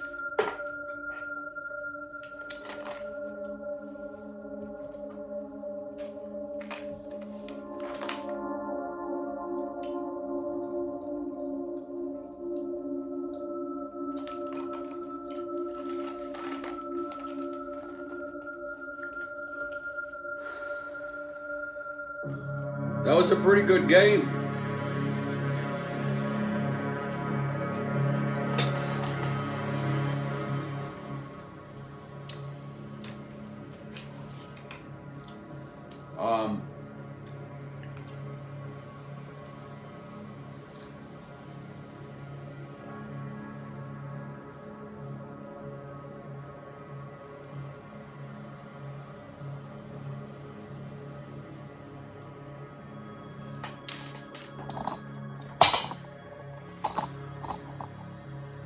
Here is the premier page for baseball demos. You can get to baseball demos by just, first of all, subscribe. Just type in baseball demos and he should come up. There he is, you see. Go to it, subscribe, I already am, and then go to, you'll see it on the video section. A premiere. Tomorrow the 23rd at 9 a.m. and that's Eastern. My notifications are on. He already has 3 likes. And this would be worth watching, folks. This may end up being a valuable resource for me.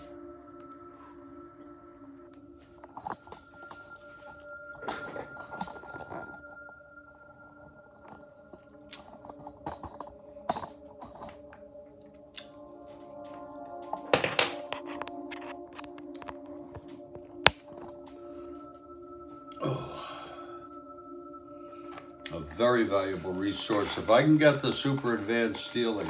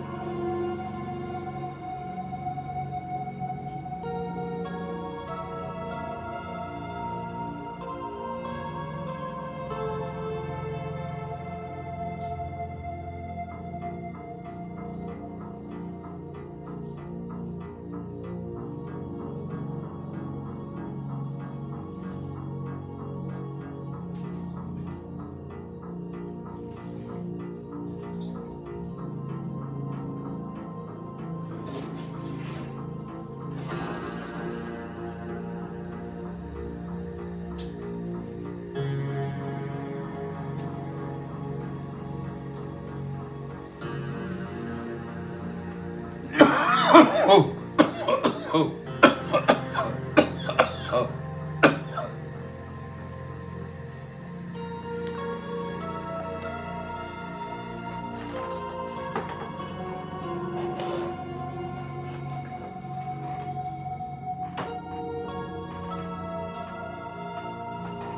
gonna probably lie down right about now. I'm gonna get ready for bed and put on some sort of YouTube of some sort of history.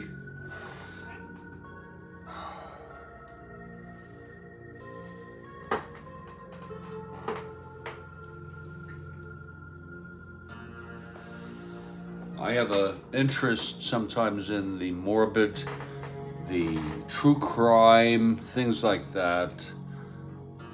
And there are some really fascinating morbidities that occurred in the history of Major League Baseball.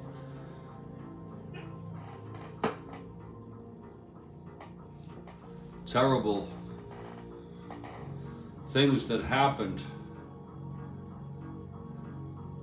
Would any of you like me to share one right now?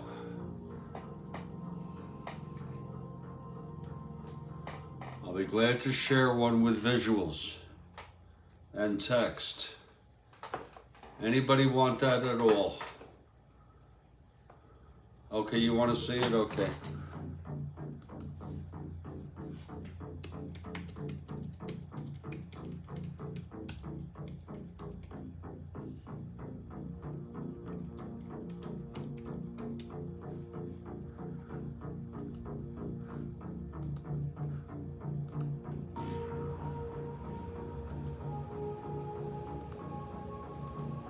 Tonight, I'm going to be talking about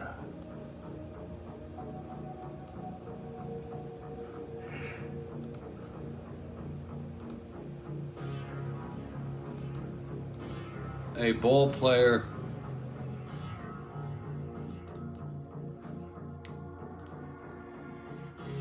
by the name of Marty Bergen.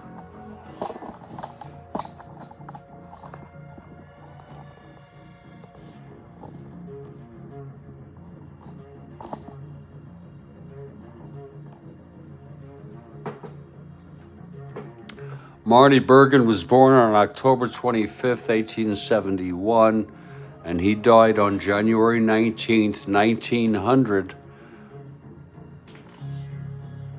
at the age of 28.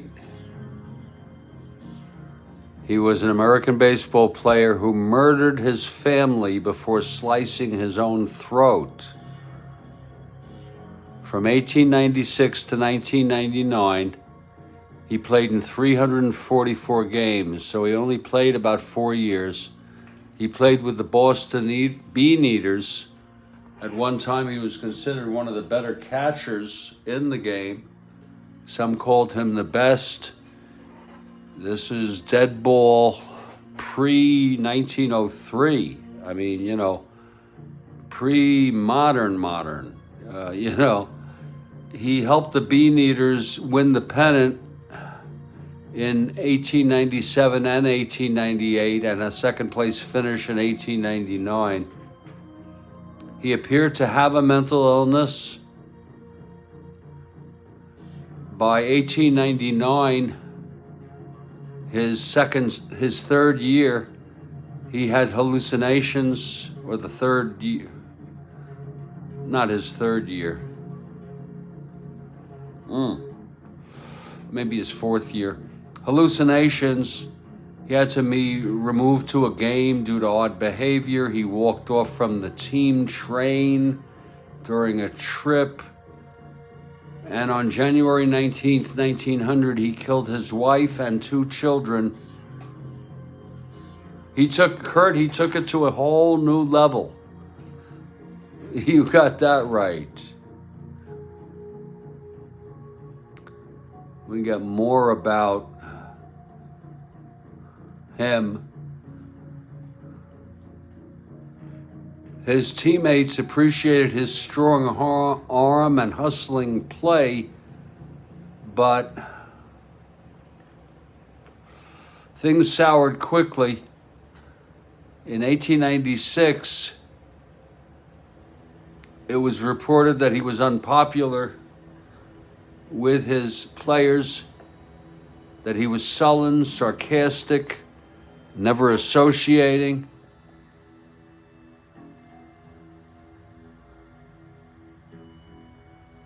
And they felt his disposition handicapped his playing talents. While the team was on a road trip to St. Louis in 1898,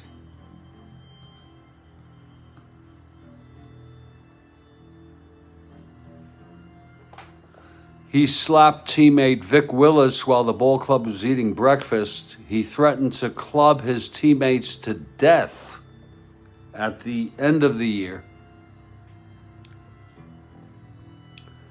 His condition worsened by 1899, which led to a lot of turmoil within the club.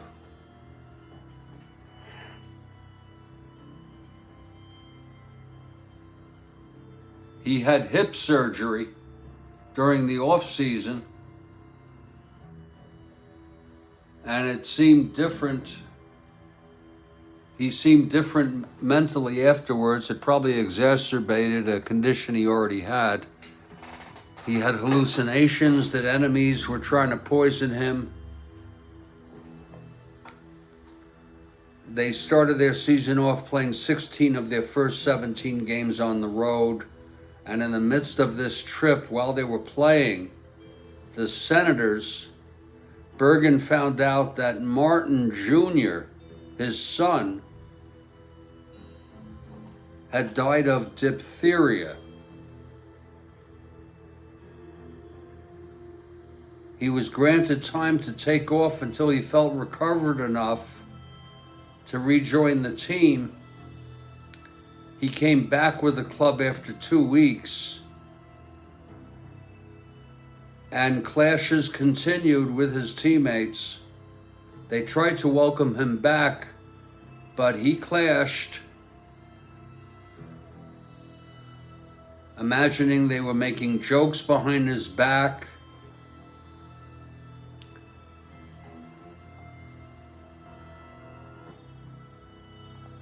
Paranoid. On July 20, 1899, he silently walked off the team's train at the beginning of a road trip, returning to North Brookfield and leaving Boston with just a backup catcher during a heated pennant race.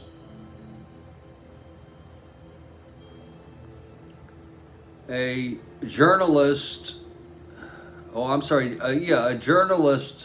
Boston Globe reporter, went to Brookfield, his home area, I assume, to try to convince Bergen to come back. He complained that his teammates were mistreating him.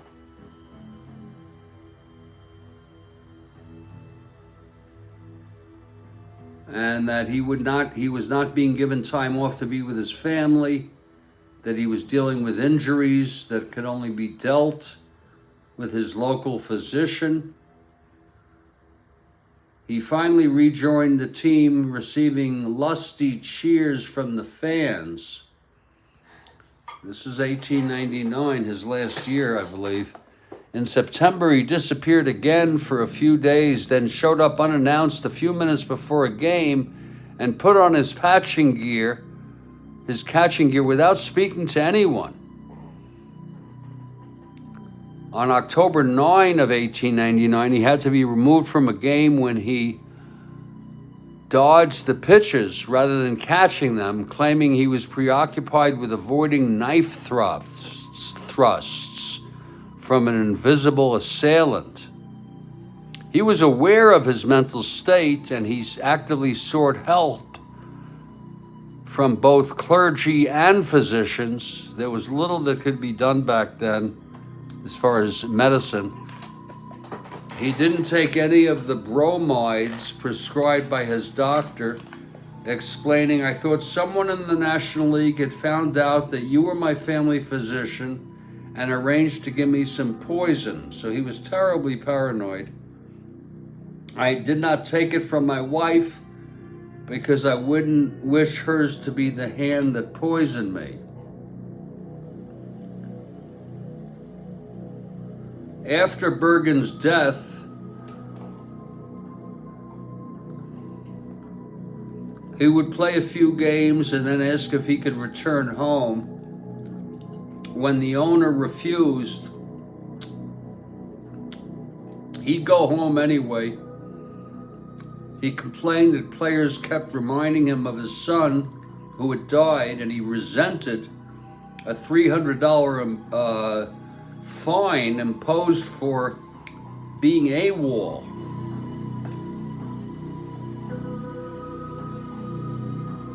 Most of his teammates were completely avoiding him by the end of the year.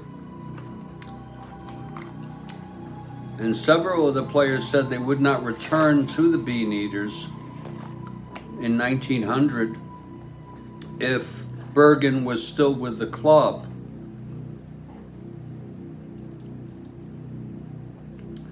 In 1900, in January, at his home in North Brookfield, Mass., the 28-year-old Bergen was found dead in a murder-suicide. Neighbors expressed shock, and they said they saw no warning signs. Several had seen him before the tragedy unfolded and recalled him as unusually cheerful and pleasant when conversing with them.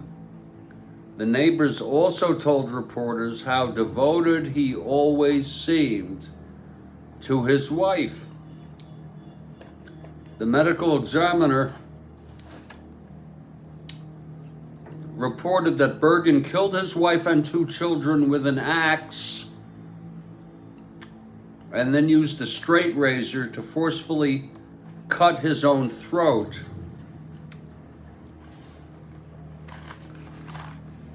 According to the New York Times, the little boy's 3-year-old son was lying on the floor with a large wound in the head.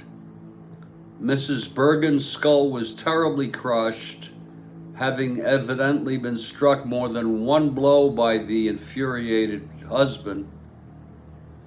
The appearance of the little girl, because he had 2 children, also showed that a number of savage blows had been rained upon the top of the side of her head. Bergen's throat had been cut with a razor, and the head was nearly severed. In actuality, the razor likely would not have been able to sever enough ligaments to go deep enough to nearly sever Bergen's head, but it would have created a lot of blood from slicing the jugular vein and carotid artery, making it appear that the head had been nearly severed from the body.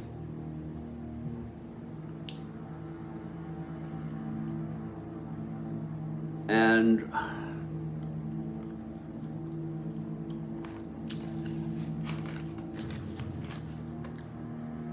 it's a terrible story, a tragic story about a time when mental illness was absolutely misunderstood. It wasn't taken as a real illness. It wasn't handled correctly.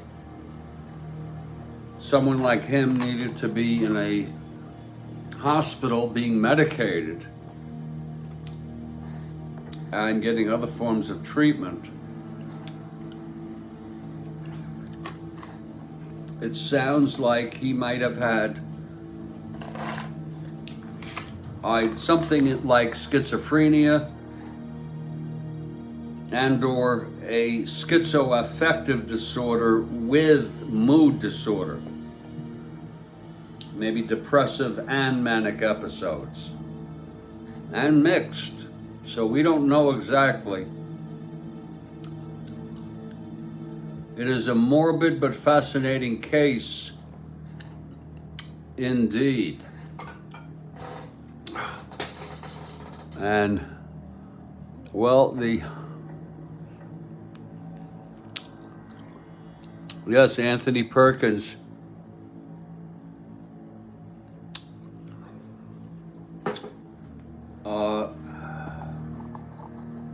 And it's probably the single worst case of murder in baseball history, Major League Baseball history, probably. And sadly,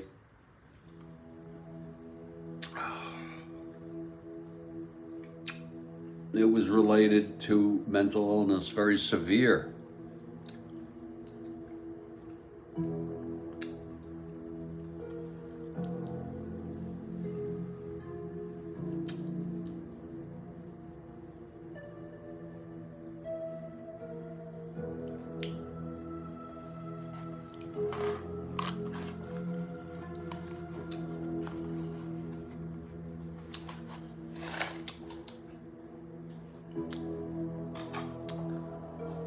I think I'll leave it at that for tonight.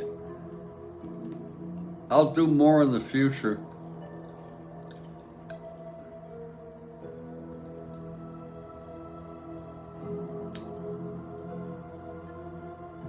Yeah, David, I think that's the worst. And if you all go on YouTube and put his name in, and again, his name is Marty Bergen.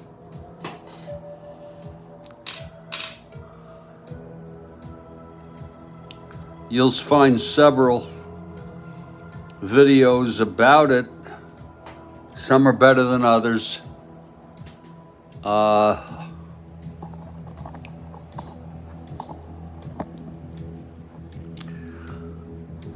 they basically describe the gist of what I just narrated, straight from Wikipedia.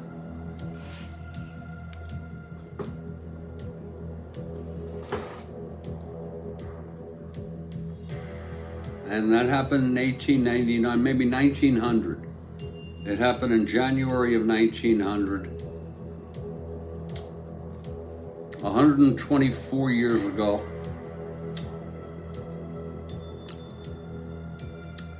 Oh, Kurt Miller, I'm so sorry if I did that to you. I am so sorry.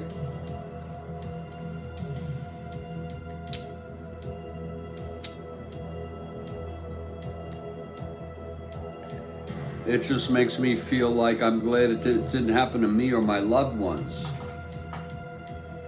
You know what I'm saying? I think it's morbid too. My heart goes out to the children and the wife. Yeah, we could use that term. That's exactly right.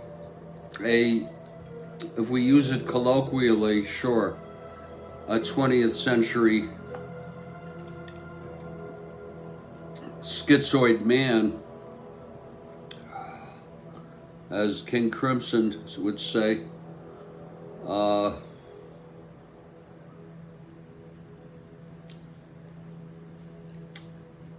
He looks quite together here, clean. Okay, his eyes look kind of normal, but I guess you just can't.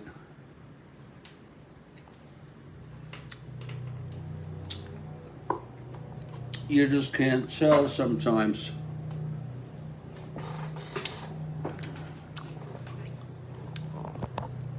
Stay strong, everybody. Stay well.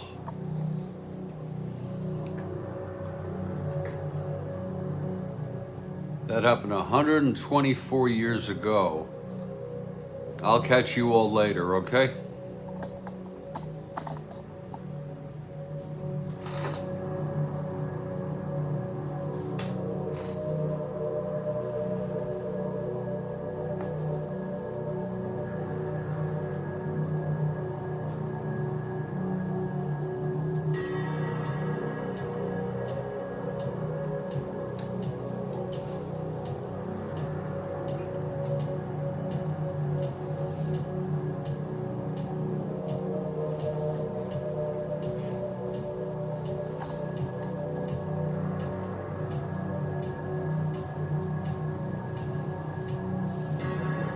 Oh, I watch him. I watch him too, David. I watch him too. It's dark, but there's something fascinating about the abnormal human mind. You got that right. You stay well. It's raining here.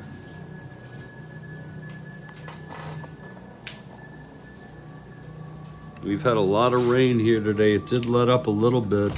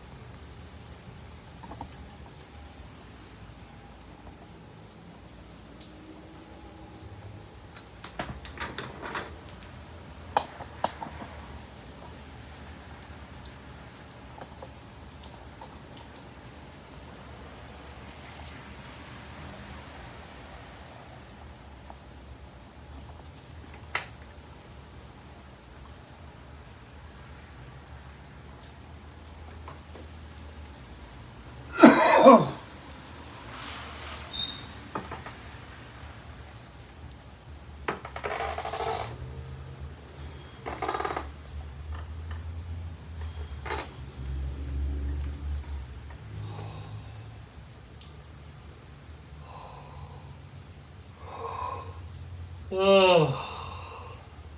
Lord help me, God.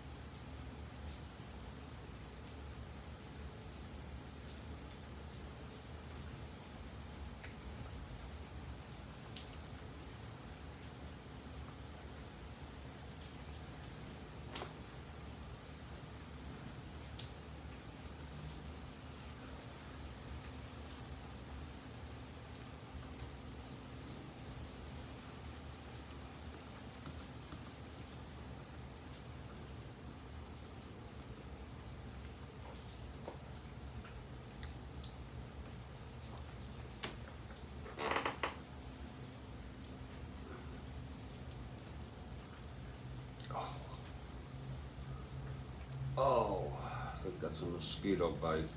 Oh, it happens. Shit.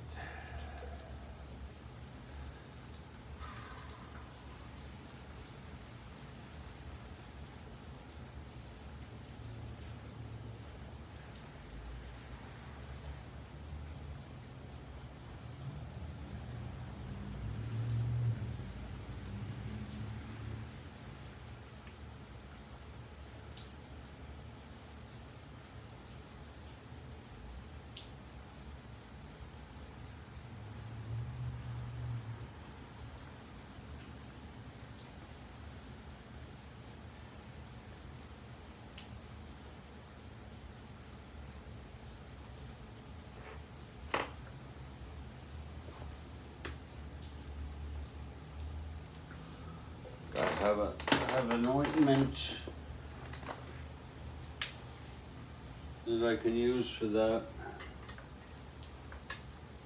I have a Swedish meatballs cooking.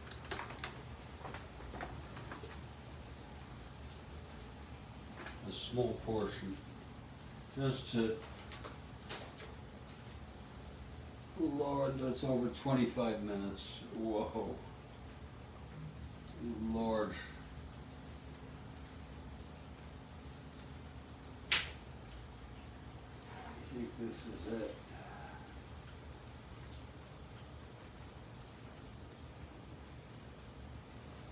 No.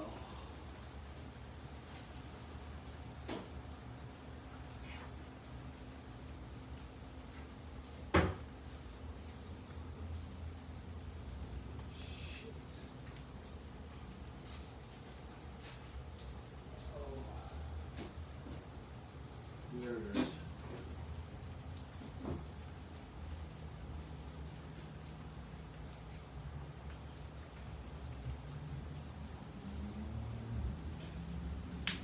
I wonder how good this shit is for. I've had it a while and I'm running out. It's good to have in South Florida.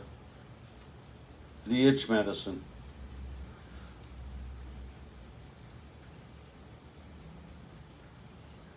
I don't see anything on here about expiration date.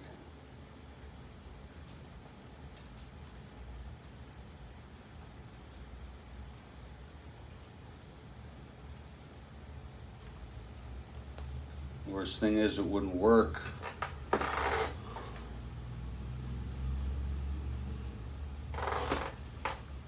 Oh. And then it gets a little worse after you put it on. But, oh, if you're just patient, it works very, very well. Oh, very, very well.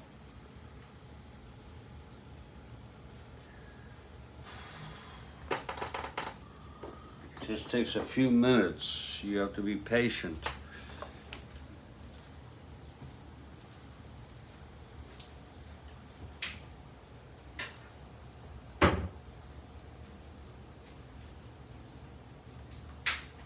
I also have somehow gotten myself bazooka bubblegum.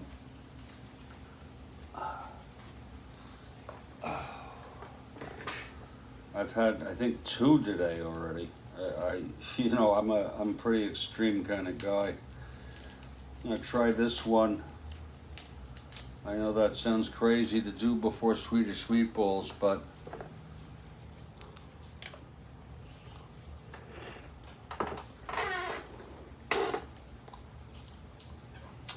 I do all sorts of things these days. I'll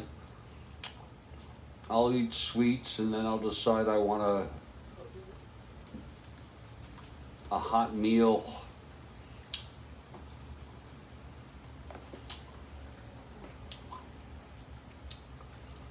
Doesn't matter too much.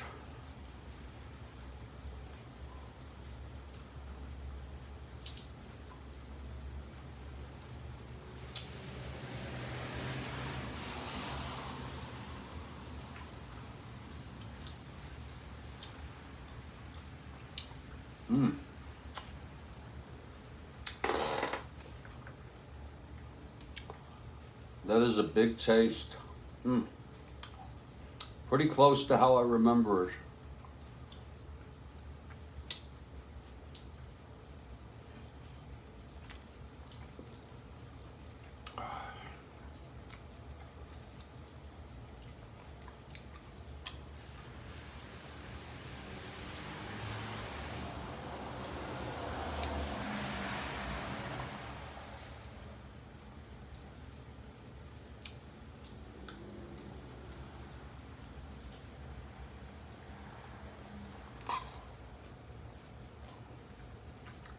I was never too good at blowing bubbles, but once this thing breaks in, I can blow little ones.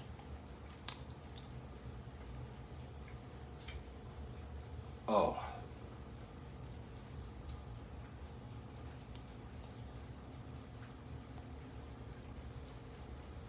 They get better.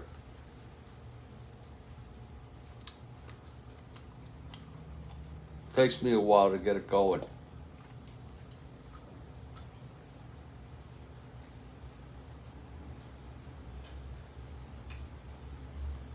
This is real bubble gum. This shit really, I mean, you can take a piece of Wrigley's and you get a thin little bubble if you're careful.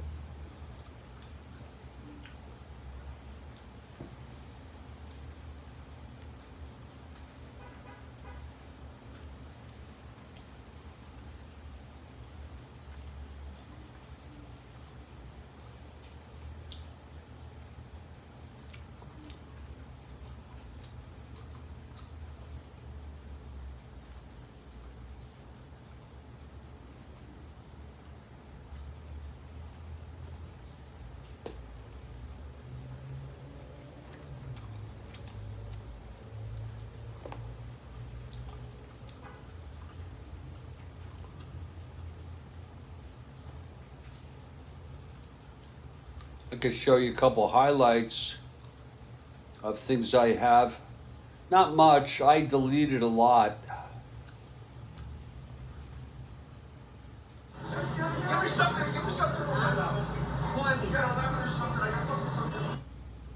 I went into Winn-Dixie one day.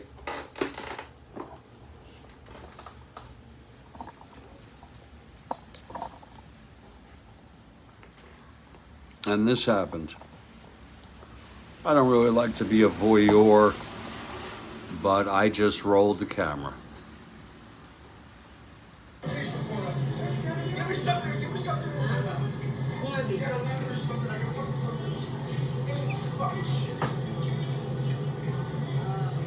Fucking spit in my mouth. You spit on me. Motherfucker, you got in my way.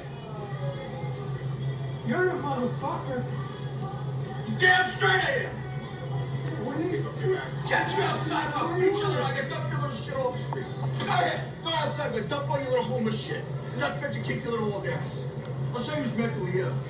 You're Fucking pissed. I'm fucking pissed You're off. mentally ill. Oh, you're fucking right I am. You're fucking right I'm mentally ill. I'm willing enough to fucking kick your little dirty ass. I had enough of you. You're fucking right I am. Pissed off motherfucking man. I'm gonna stick that right in your fucking throat. Fucking right I'm mentally ill. You're really not supposed to touch them until the police get here. Spit in my mouth, you little fucking You nerd. spit on me, you freak. You're in my way! You let me pass! I wasn't in your way at all. Fuck you! What am I supposed to do? I can't put my hands on the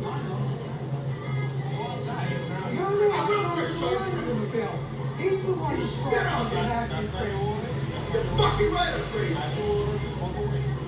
I have to get it. You gotta crawl, you gotta fucking crawl. I don't. Spit in my mouth. Not okay. You let me pass, you have no right to obstruct my path. Who the fuck are you to obstruct my path? You don't fucking tell me where I can walk or not walk. Fucking pissed. All right. Hey man, you was already here, but you were not with the He's the one that's wrong. Get him out of here. I shut him all the time. With no problem. No, I know he's not charged the wrong price. He's charged on it. You're made. Here's what the situation. Did you catch it from the beginning or no? Why, you know how it started? No idea. I just heard screaming and then that's when I came over here. That guy has accosted me Oh, that's it. in So he's got a history of doing things. oh yeah, Okay, that's what my deli person over there told me is that he's done things. So the police will come yeah. and remove him. Wow, like he's doing the crazy. Huh? They went at it over here.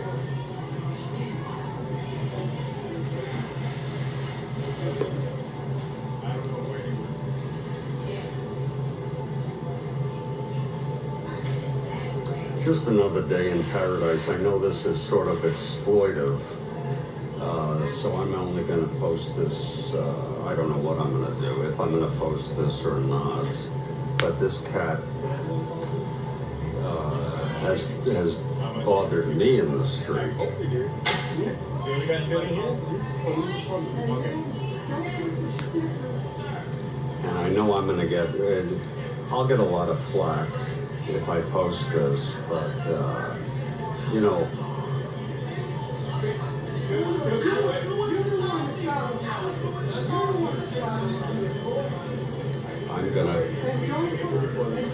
Oh, okay.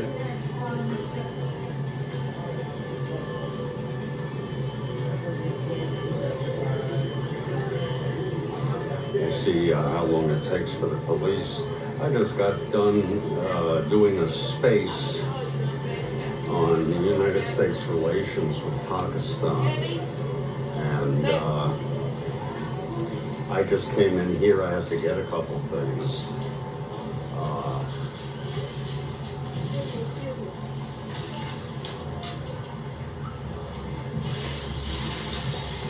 I don't think much is going to happen. You know, I subscribe to Twitter Blue for only because, first of all, I want a blue tick because here come the police. I want a blue tick because some people try to impersonate me,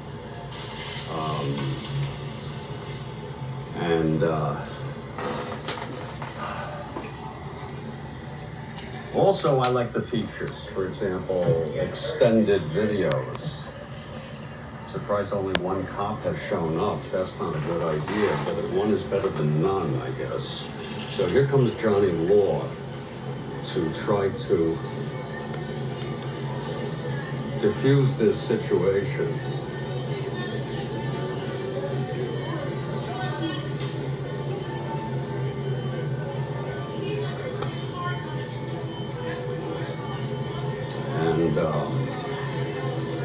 And he's going to try to get this guy to walk out.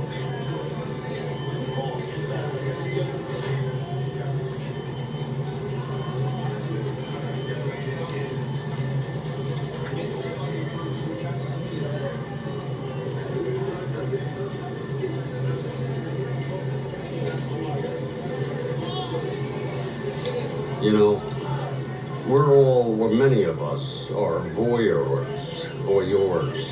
We like to watch, okay? We love to see a train wreck, and little did I know this is a very common thing.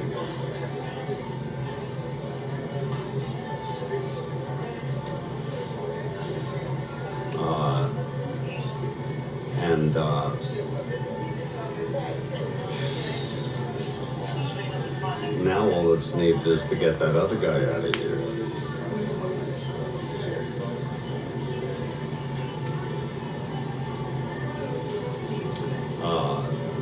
What that guy is waiting for, I don't know. The guy at the counter who's given me trouble before.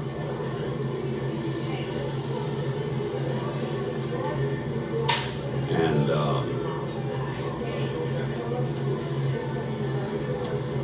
let's see, that looks like meatloaf.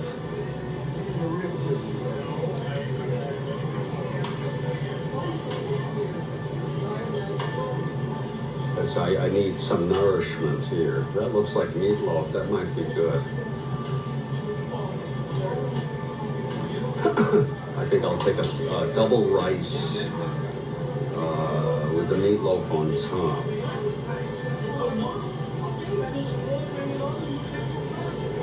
Double meatloaf with on a bed of rice, double rice.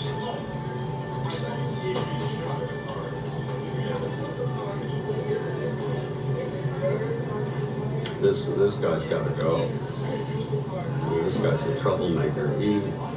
He's walked down the street. I'm going to finish this up, folks. Here comes Johnny Law. Now I think he's going to escort this guy out. Because any dispute that he has with this store is a civil matter. He's put the meat back on the counter.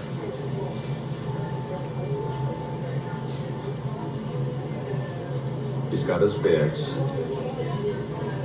I think he's ready to go. Oh, yes. Oh, are you someone else next?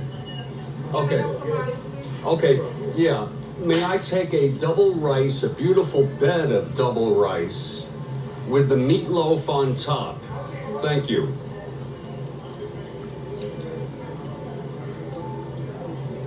with the meatloaf on top. And it looks like he's going. This guy takes his time. He'll do all sorts of things in the street, putting his bags down. Oh yeah, pile it on, baby.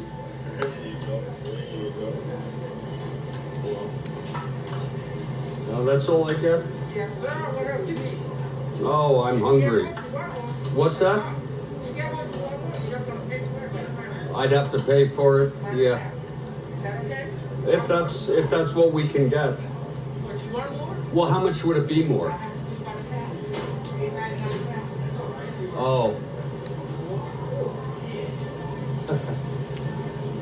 I've got a big appetite. No, that's good. That means you're healthy. I hope so. Is that meatloaf? Yeah. Thank you so much. Bless you. Yeah. Let's see, that's good. Wow, that's a lot of money. Jesus. That's a lot of fucking money.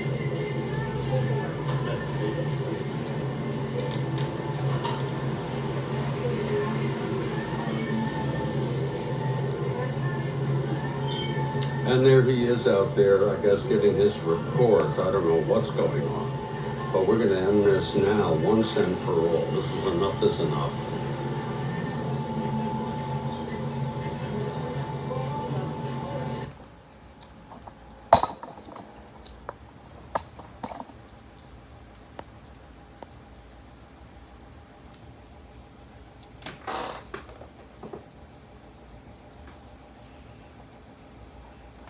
Boy, I could use some of that meatloaf right now. Wow.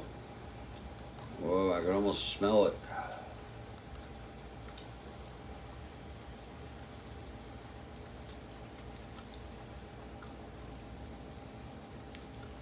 Here's a little bit of me and my Terra Nova doing a I should have done this before I went on the air. it's okay, it's quite all right. Doing it live, doing it Are we together. good? Yeah, Okay. but do you want to put it on the dice? Yeah, I could do that. I gotta position the camera. Yeah. Now, if this is going to be too much trouble, you don't have to do it. Okay, let's give it a shot first. Okay. Okay. Yeah, so Just put it on just put it on your dice tray. hold on a second.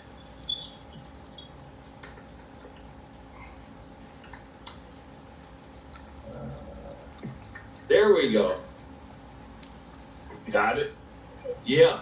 And if you want to even lower it a little so we get a better view, only if it's not too much trouble. Okay, hold on. Let me see how we do that. Charles Caracciolo has arrived. And we are in the Astrodome. If it's too much trouble, we'll just take your word for it. This is a Yeah. Let me see if I can get it in the picture. yeah, head to head. Live together. Well, that's good. Yeah, I mean, well, you'll read them out loud. Okay. Okay. I can see it on my camera phone that it's in picture. Yeah. But my big screen. In fact, this was my first ever live head to head on YouTube. Keyboard, and also lowered the camera so you get a closer view.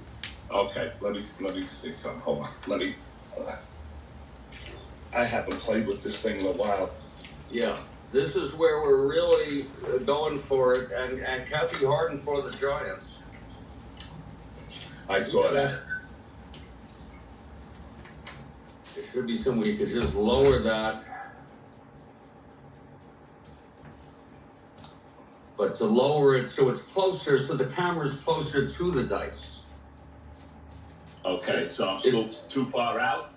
Well, it's hard to read, but if it's too much trouble, we'll leave it. Yeah, I could, let me see. Just a matter of if you could and then you'd be perfect. You could lower the camera so it's closer to the dice, so the dice are easier to read. That's not it. If you can't do it, forget about it.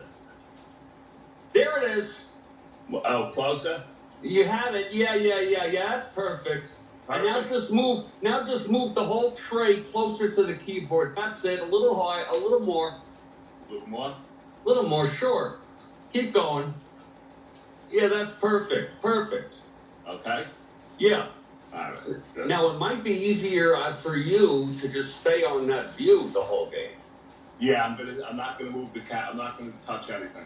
It might be. And leading it off is Ken Henderson here, facing Durker. Yes. Okay. I'm rolling, right? Right.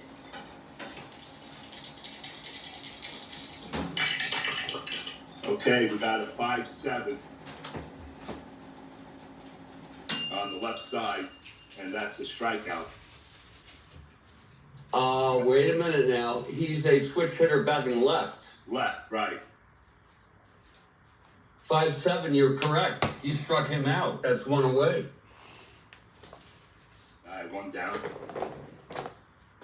Here's Ron Hunt. Now, this is very interactive, people, because the game I played with Mr. Aqualung, I did all the rolling. Okay, here comes Ron Hunt now. Okay, I'm throwing the dice on your batters. On every pitch from your pitcher, yeah. Okay, good enough. And you're reading it. Yeah, okay. This is Ron Hunt, and it's a 2-6 from the right side, and that's a walk.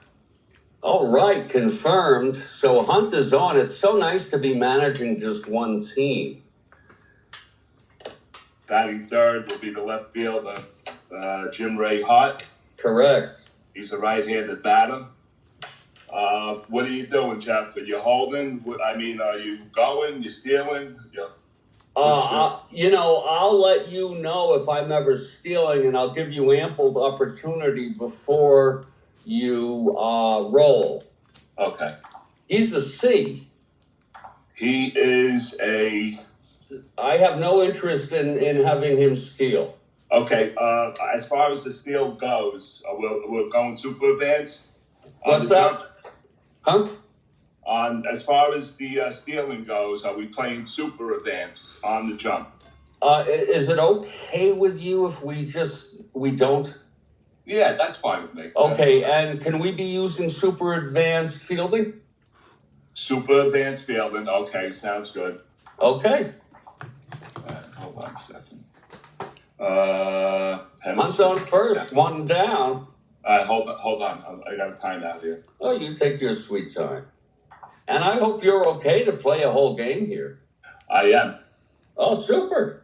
Okay. This is real, guy. This is real. This is going to be one of my highlights along with Steve Aqualung. We're in the just underway here, top of the first. I can provide color while you're calling when you pitch. All right. Jimmy Ray Hart is the batter. He is the left fielder, the right-handed batter. Jim Hunt is on first base. We are holding him. And here comes the pitch. And that's going to be a 5-9 from the right side. And that's a strikeout. So that's 2 strikeouts for Larry Durker. Wow. And by the way, I guess you didn't have to, I would have to tell you if I was holding him and if I was going. Yeah. I would, I could do it while you're rolling the dice. Okay. Yeah. All right, so that was a 5-9. If you don't hold somebody before you roll the dice, then you can hold them. You can't hold anybody while you're rolling the dice. Okay. Even the movement motion. So we have 2 outs now. Hunt on first. Here comes the big guy. Here comes Stretch for Cubby. And he rolls a 2-10, and that's tapped back right to the pitcher, and he throws it to first base Beltray, and the inning's over. Well, if we're going to half an inning here, it's Giants nothing. Houston coming about. Here's Gaylord now. Hold on, let me just get my cards ready. Yeah. Okay, and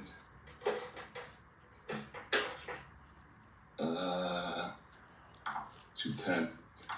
Also, I'm doing the computer also, Jeff. So I just wanted you to know that. So, but that's an alternate game, right? Yeah. So in other words, that is not in any way reflective of this game. Is that correct? Is it reflecting this game? No, it has nothing to do with this game except that you're just repeating it. I mean, that's this, all. Yeah. This right? This is the game we're playing. Yeah. Yeah, we're playing the cards and dice, but I'm throwing the dice rolls on the computer, so I can get the scorecard later on that too. Oh, so that's what you're doing. You mean the computer is just duplicating? Yes, exactly. Wow, that is, and you are so good. You're so good at what you do. I'm serious. I'm impressed by it. Perry is on the mound. I guess I'm rolling. Yes, you are. Yeah, here's Perry on the mound, facing Morgan. Morgan, left-handed hitter. Here's Gaylord now. That's a 5-4 left-handed catcher act. If you want, I'll do the fielding. Okay, yeah, you do this fielding. It's probably easier. Yeah. Barton 2-4. I'm a little slow with these. That's okay. Take your time. Yeah, 2-4. He's 2-4. That'll be a 7-2 PPE4 with Barton. That's going to be 10-11 E4. He is going to whatever that is. That's a PP probably popped out. Mm-hmm. It's a squib, actually, in front of the plate, picked up by Barton. And, boy, does he nail it to McCovey. 1 out. 2-3 on the plate? Yes, sir. And here's Joe Morgan. He is, this guy Mike. I'm kind of. I have a little goosebumps playing. This guy's a serious Strat-O-Matic. He does great score sheets and all sorts of things. Here's Gaylord now. 1 out, nobody on. Jesus steps in. And the pitch from Gaylord. That is 2-4 right-handed. And that's going to be a grounder to third. Scooped up by Davenport, and he throws him out. If you are correct. Wait a minute, 2-4, yeah. Yeah, you got it.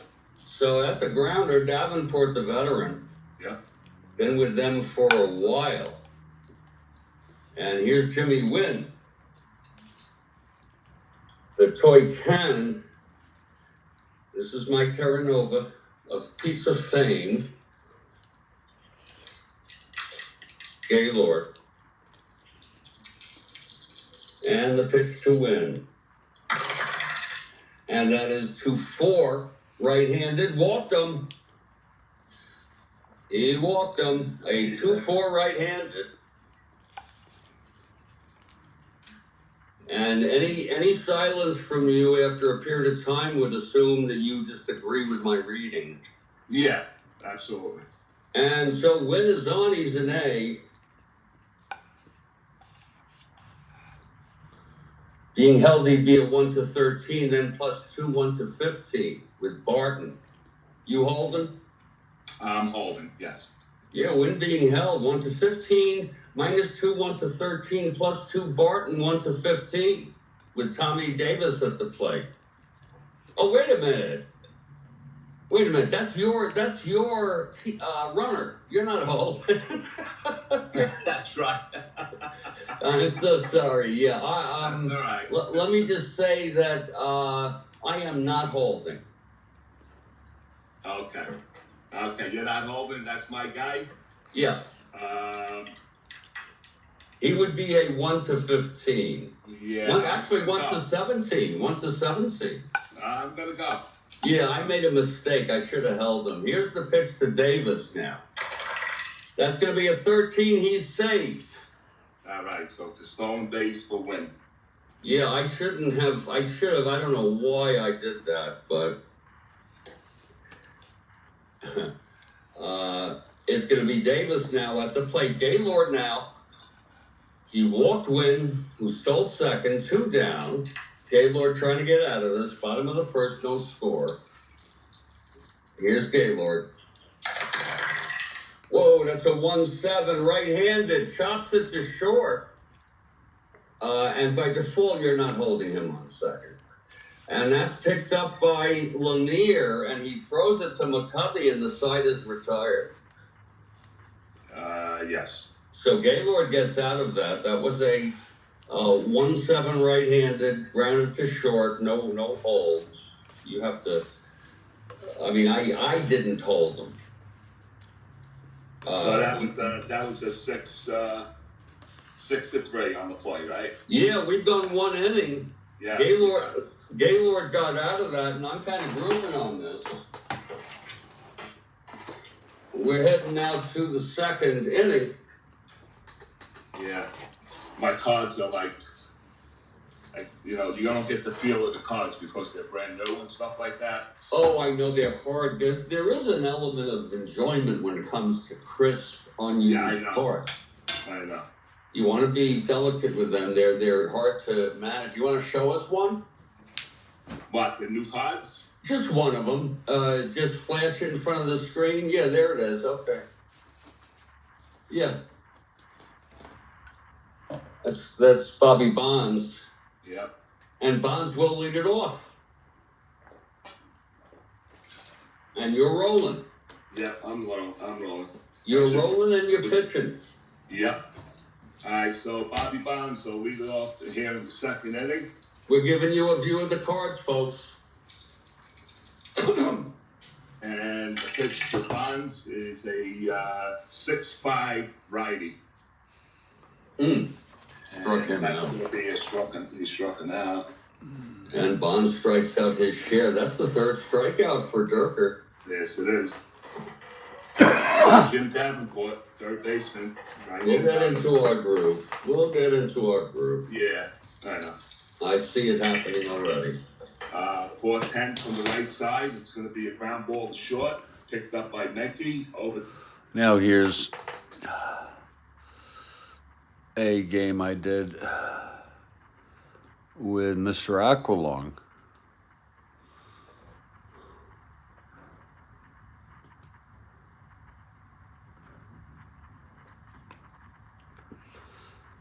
If I could find it. Oh,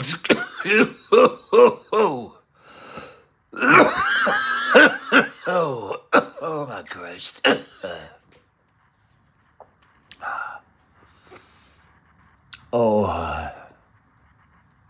Steve Aqualung was here. We did one.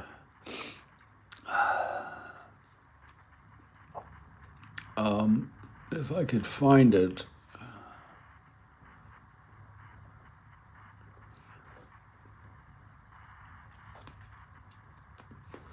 I should have it in my miscellaneous. Here it is. I'm going to add it to my miscellaneous. So it's... So, you're finally ready to launch your dream business as an LLC or limited liability. Come on, Dave. this is this is the middle of it. Talking about ISIL, absolutely. Here's the pitch to stretch. Now that's a 2-10, and it's tapped back to Champion. And he throws it to first to Dick Allen. It's 1 away. All right. You get to get one out of the infield against Champion. Indeed. Here's Bonds now, just to show you. I would not use Wilson today. And Herbal pitched last game. If you want to use him, it's fine with me. And Lindsay pitched in Real World in this game. The Phillies won this game 4-3 in Real World. And on that note, here's Bobby Bonds. He pitched in Real? What's that? Which pitcher did you say pitched in Real World? Lindsay. Oh, Lindsay, of course. Yeah, he was a stopper, right. Yeah. Here's Bonds now. Champion on the mound.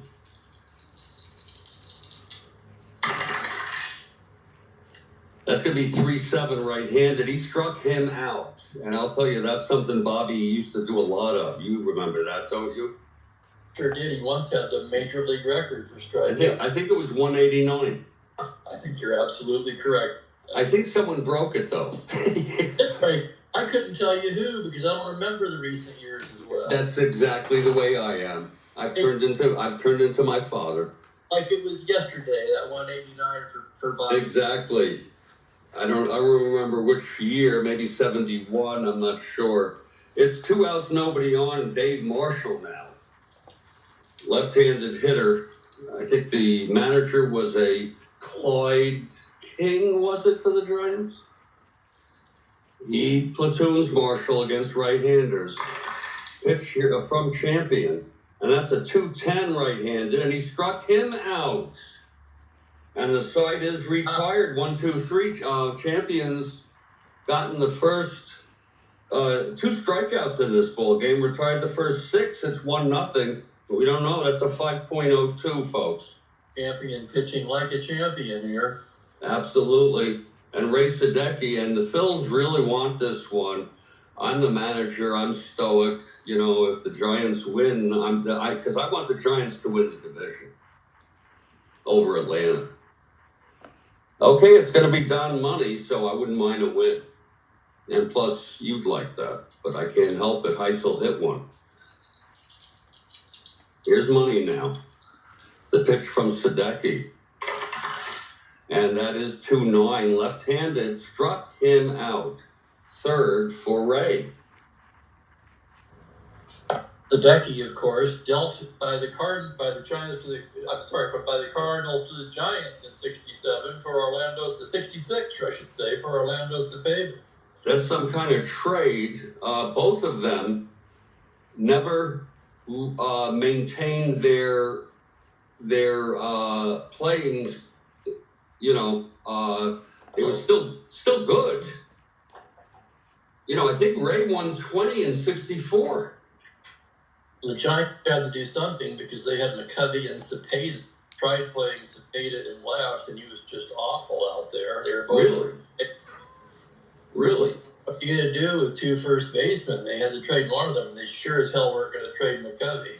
Right. That makes sense. Unfortunately, Ray, they gave up on Ray. He eventually landed on the Mets. Yeah. It's 1 out. Sadecki just walked off the mound a moment, grabbed some resin, wiping his brow. It's a little bit humid here. Remember, it's August 28, folks.